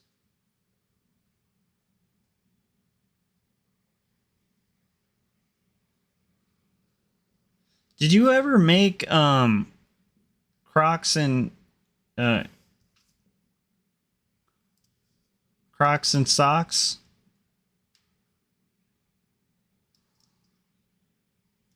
I feel like you should still make that, Philip.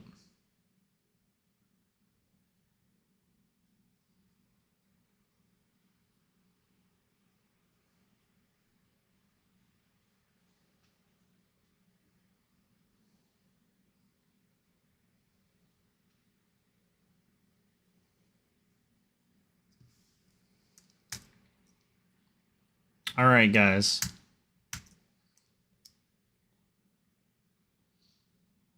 We are getting there. Just a little bit left.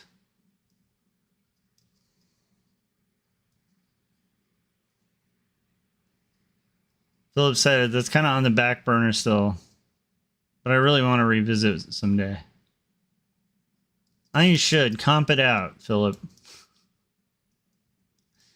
You just rough out the pages.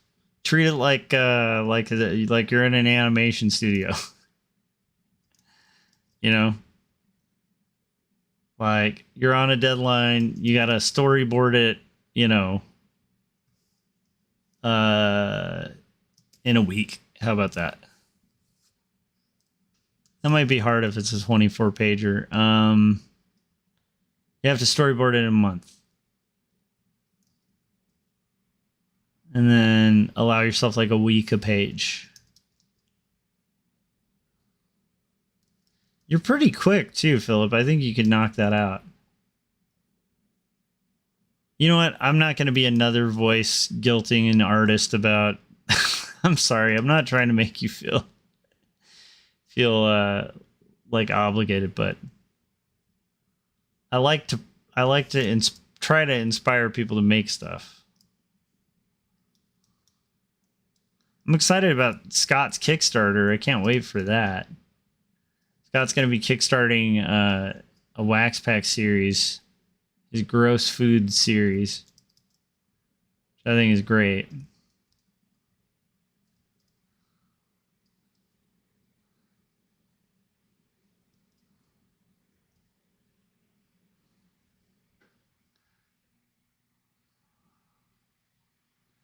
One of my favorite projects when I was teaching at LCAD was one of my students, one of the projects I used to love to teach when I taught digital art, and this was like pretty much like it was like a class kind of teaching people how to make stuff like for production, like, you know, die cuts and turnarounds and, stuff like that. But we had this big project. One of our big projects was making a child's menu for a restaurant. And this guy made like one of the funniest parody menus I've ever seen in my life for a place that was like a parody of McDonald's. And so it had all the McDonald's characters, like all the little cartoon characters, but they were all like people suffering from the side effects from like only eating fast food. It was just like the best. It was just such a good project, and it felt like those gross food stickers or like, Garbage Pail Kids kind of parody art. It was really cool.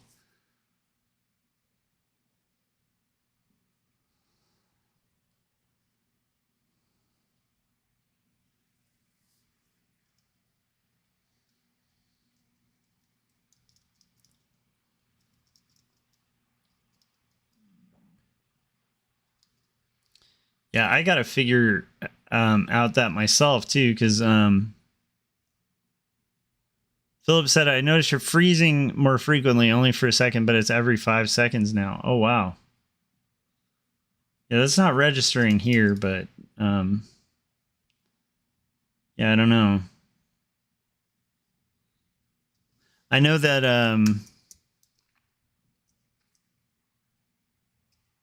yeah, I got to figure out whether I'm gonna. I guess I'll wait till I get the script, but I got to figure out whether I'm gonna take on another project written by somebody else, or if I'm gonna just finish up 2 stories, and hopefully I won't have to figure it out too hard. I think I'm gonna take a week off and read for a little bit for like 1 week when I finish this book, and then after that I might just jump straight into 2 stories, and then if other stuff comes up, other stuff comes up.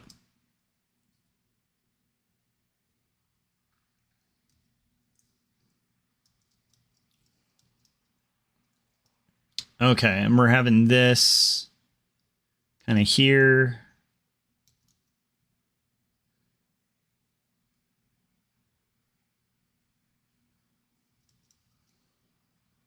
I hope I'm not still freezing every second, Philip. That must be frustrating for you guys as viewers. All right. So we're kind of getting there, guys.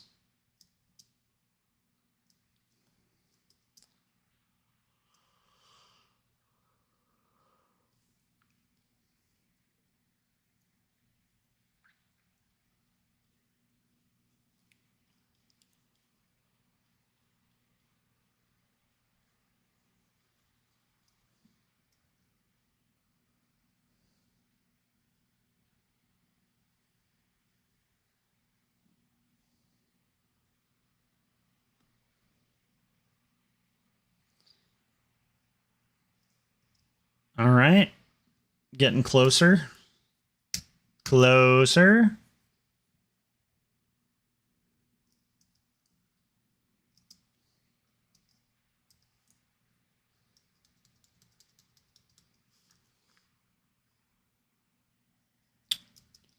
Oh, I kind of forgot like a fundamental thing here that I had already established, which is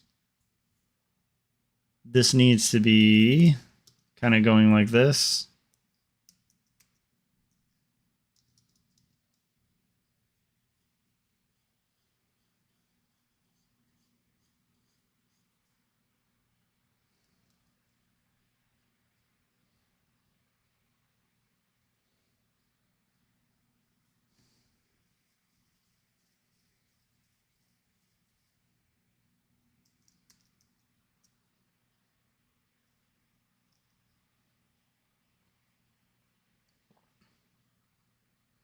How fun is that? Just to add a little bit of that lighting and atmosphere here. I'd almost forgotten to add that.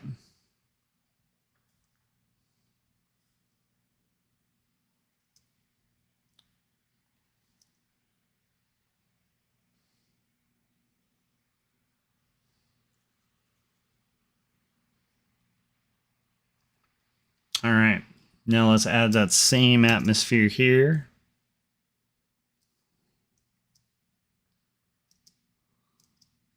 Philip said I'm going to have to call it here for the night, losing half of what you're saying anyways. Hopefully it's better next stream. Thanks. He said, hope you get it done. Have a great night, Josh. Have a great night, Philip.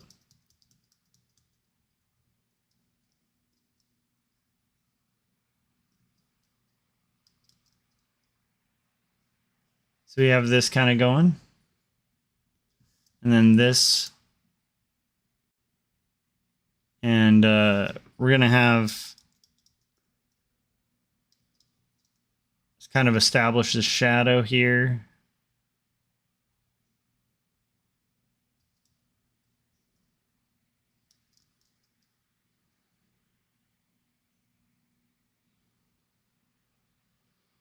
Eventually these will be cleaned up.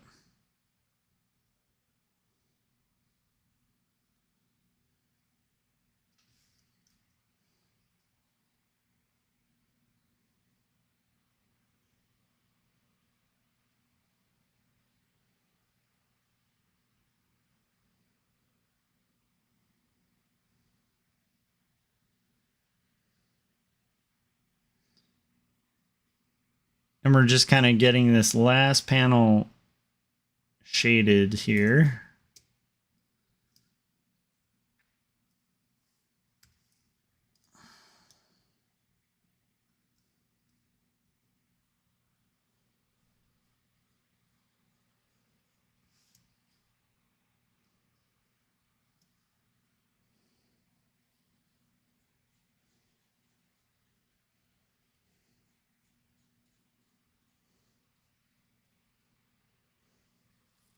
All right, I think that'll do. And now I want to do my selection here.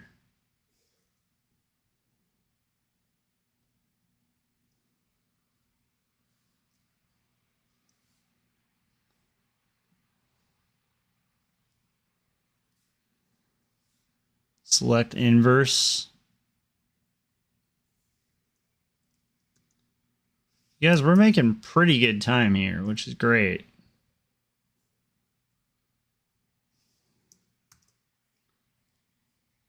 And then let's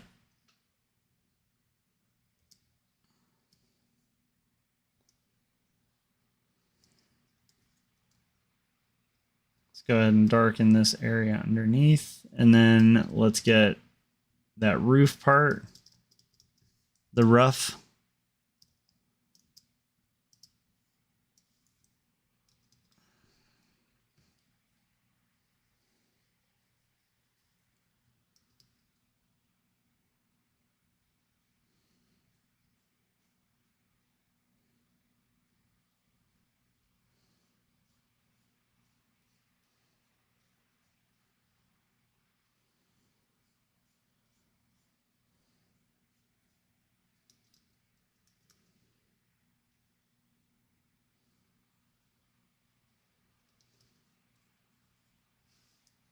All right, kind of happy with that. Now we just got to get that background, which might take a little bit, but we might actually be getting close to it. Philip said he'll see me in the future, and I had a brief moment of reading it and thinking he wrote, "I'll see you at the funeral," and I was like, "What? Wait, what?" I was like, "That's a little dark, Philip." So I'm glad you clarified that. I'm glad you wrote a future, and that was me just being a little sleepy.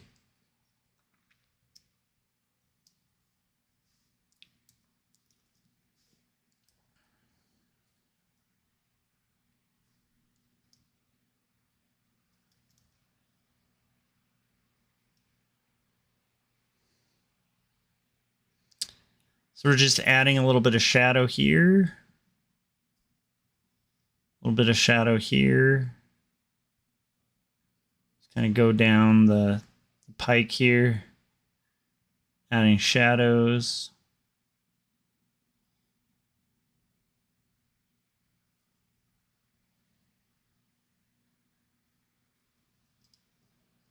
And just a little bit here. And then we're kind of getting closer. So now I just have to do some shading.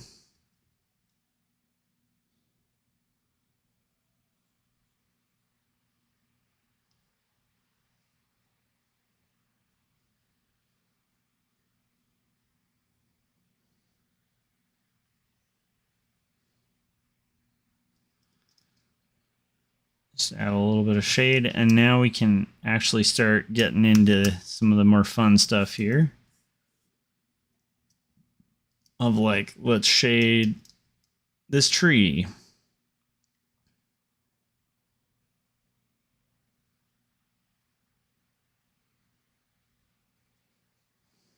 And let's shade some of these areas down here. And then erase out the foreground a little bit.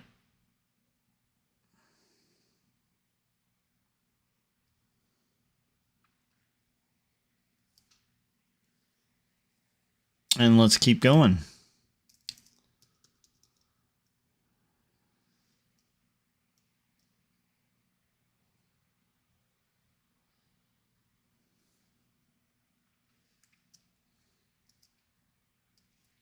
Couple more. Getting all the trees right now.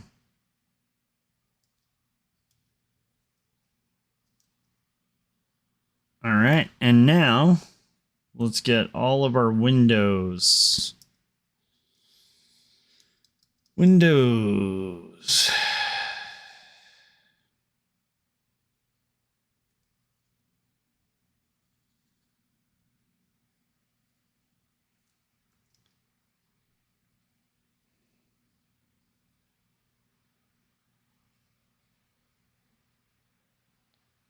Windows are all going to be darker.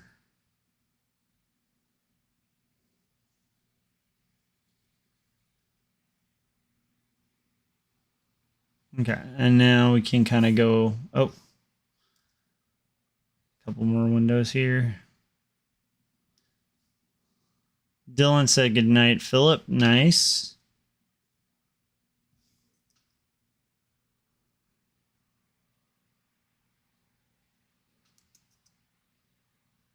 Yeah, I don't know. Dylan, was it kind of in and out, clipping in and out for you too? Hopefully I'm not cutting in and out.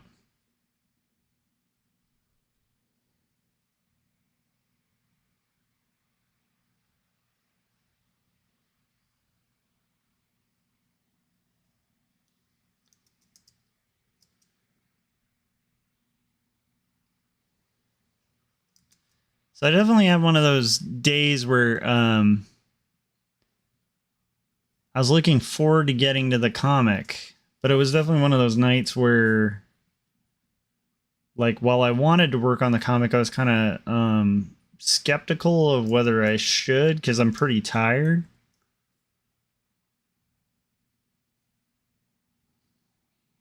And I am so glad I did, because we're going to knock out the shading for this whole page pretty quickly.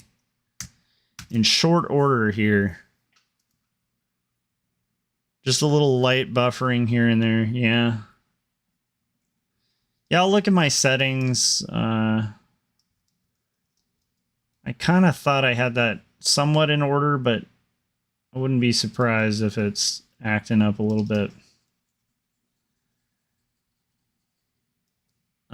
That's pretty good. Okay, we'll just keep doing these sides.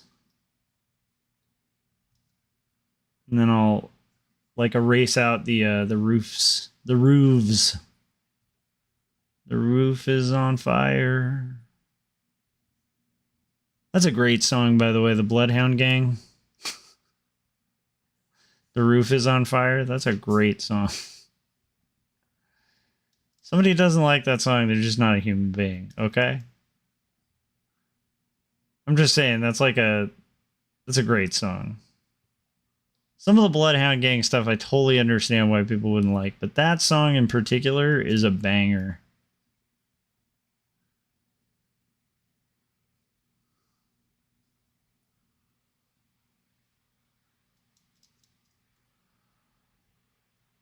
He pretty much just took like a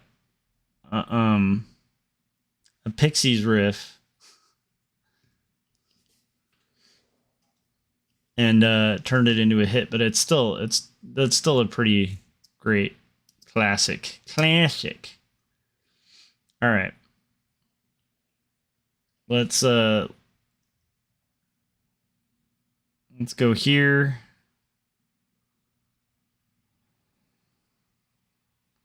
Just going to clean up the areas of overlap here. All we have left are the roofs after this, which is pretty cool.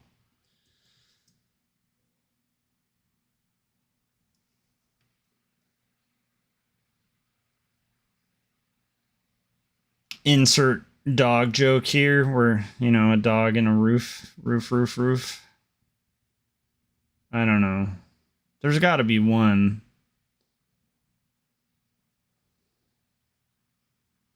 Decent way to kind of spin that. All right, we're getting the railing. I'm just going to kind of select everything in the railing and delete it out from the blast of shade there.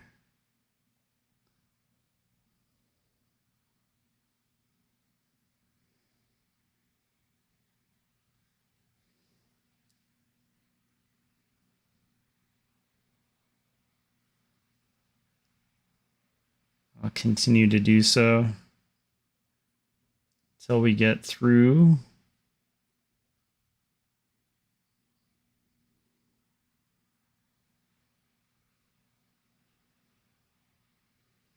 I always feel like art is an act of self-discipline a little bit. Because you can kind of convince yourself to go a little longer each time where you're like, okay, when this is done. But this one's coming out pretty much like planned so far. Where there haven't been any big surprises yet. It's been kind of right on track, right on schedule.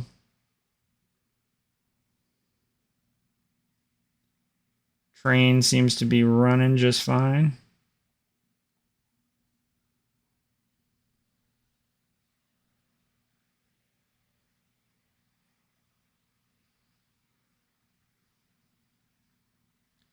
We're just kind of making a selection of, like, I'm going in and selecting the railing, and then eventually we're going to kind of delete it out. There we go.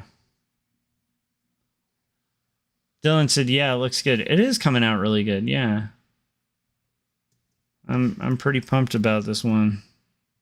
This page is on fire. All right, let's keep going. I just want to clean up the areas that I hadn't added stuff to, and then I might use the selection tools to isolate out the roofs once we kind of get there. And the Boyd over here. This Boyd doesn't need no roofs. All right.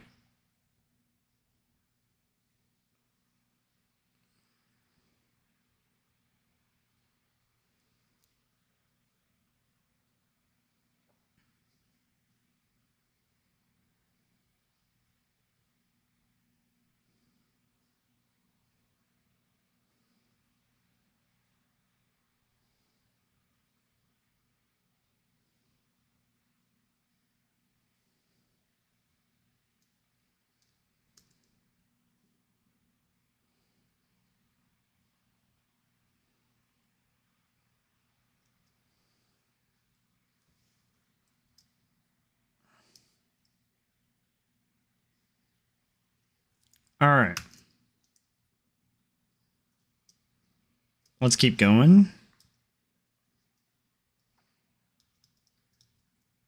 Got this.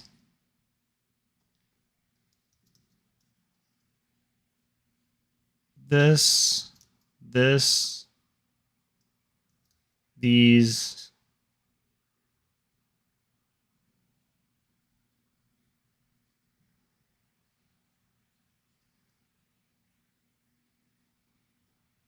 And now we'll do this. It's a light stage. Perfect. Light stage.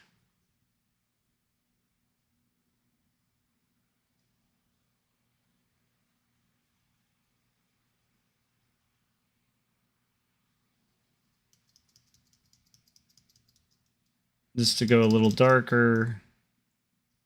These areas here. These areas here. Oh, that was too dark. This area here. Okay. Now we just got to clean it up. And we're actually in pretty good standing, guys. How wild is that?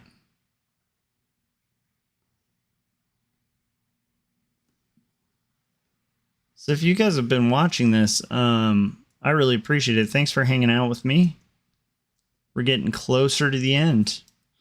So if you haven't yet, hit that subscribe button if you enjoyed this. Hit the bell so you get notifications when I'm about to go live. Let me know in the comments section what's the big thing you've changed? If you're here this late on this stream, what's kind of the biggest thing that's like the biggest change that's happened in your process or outlook as an artist since when you first started? And yeah, your support is awesome. I appreciate you guys. I appreciate the company. I appreciate the support. It's a Monday night, and you guys chose to spend it with me. Thank you. So let's merge this down. I'm going to call this shading. And then we're going to go ahead and look at this. We'll probably color this tomorrow night.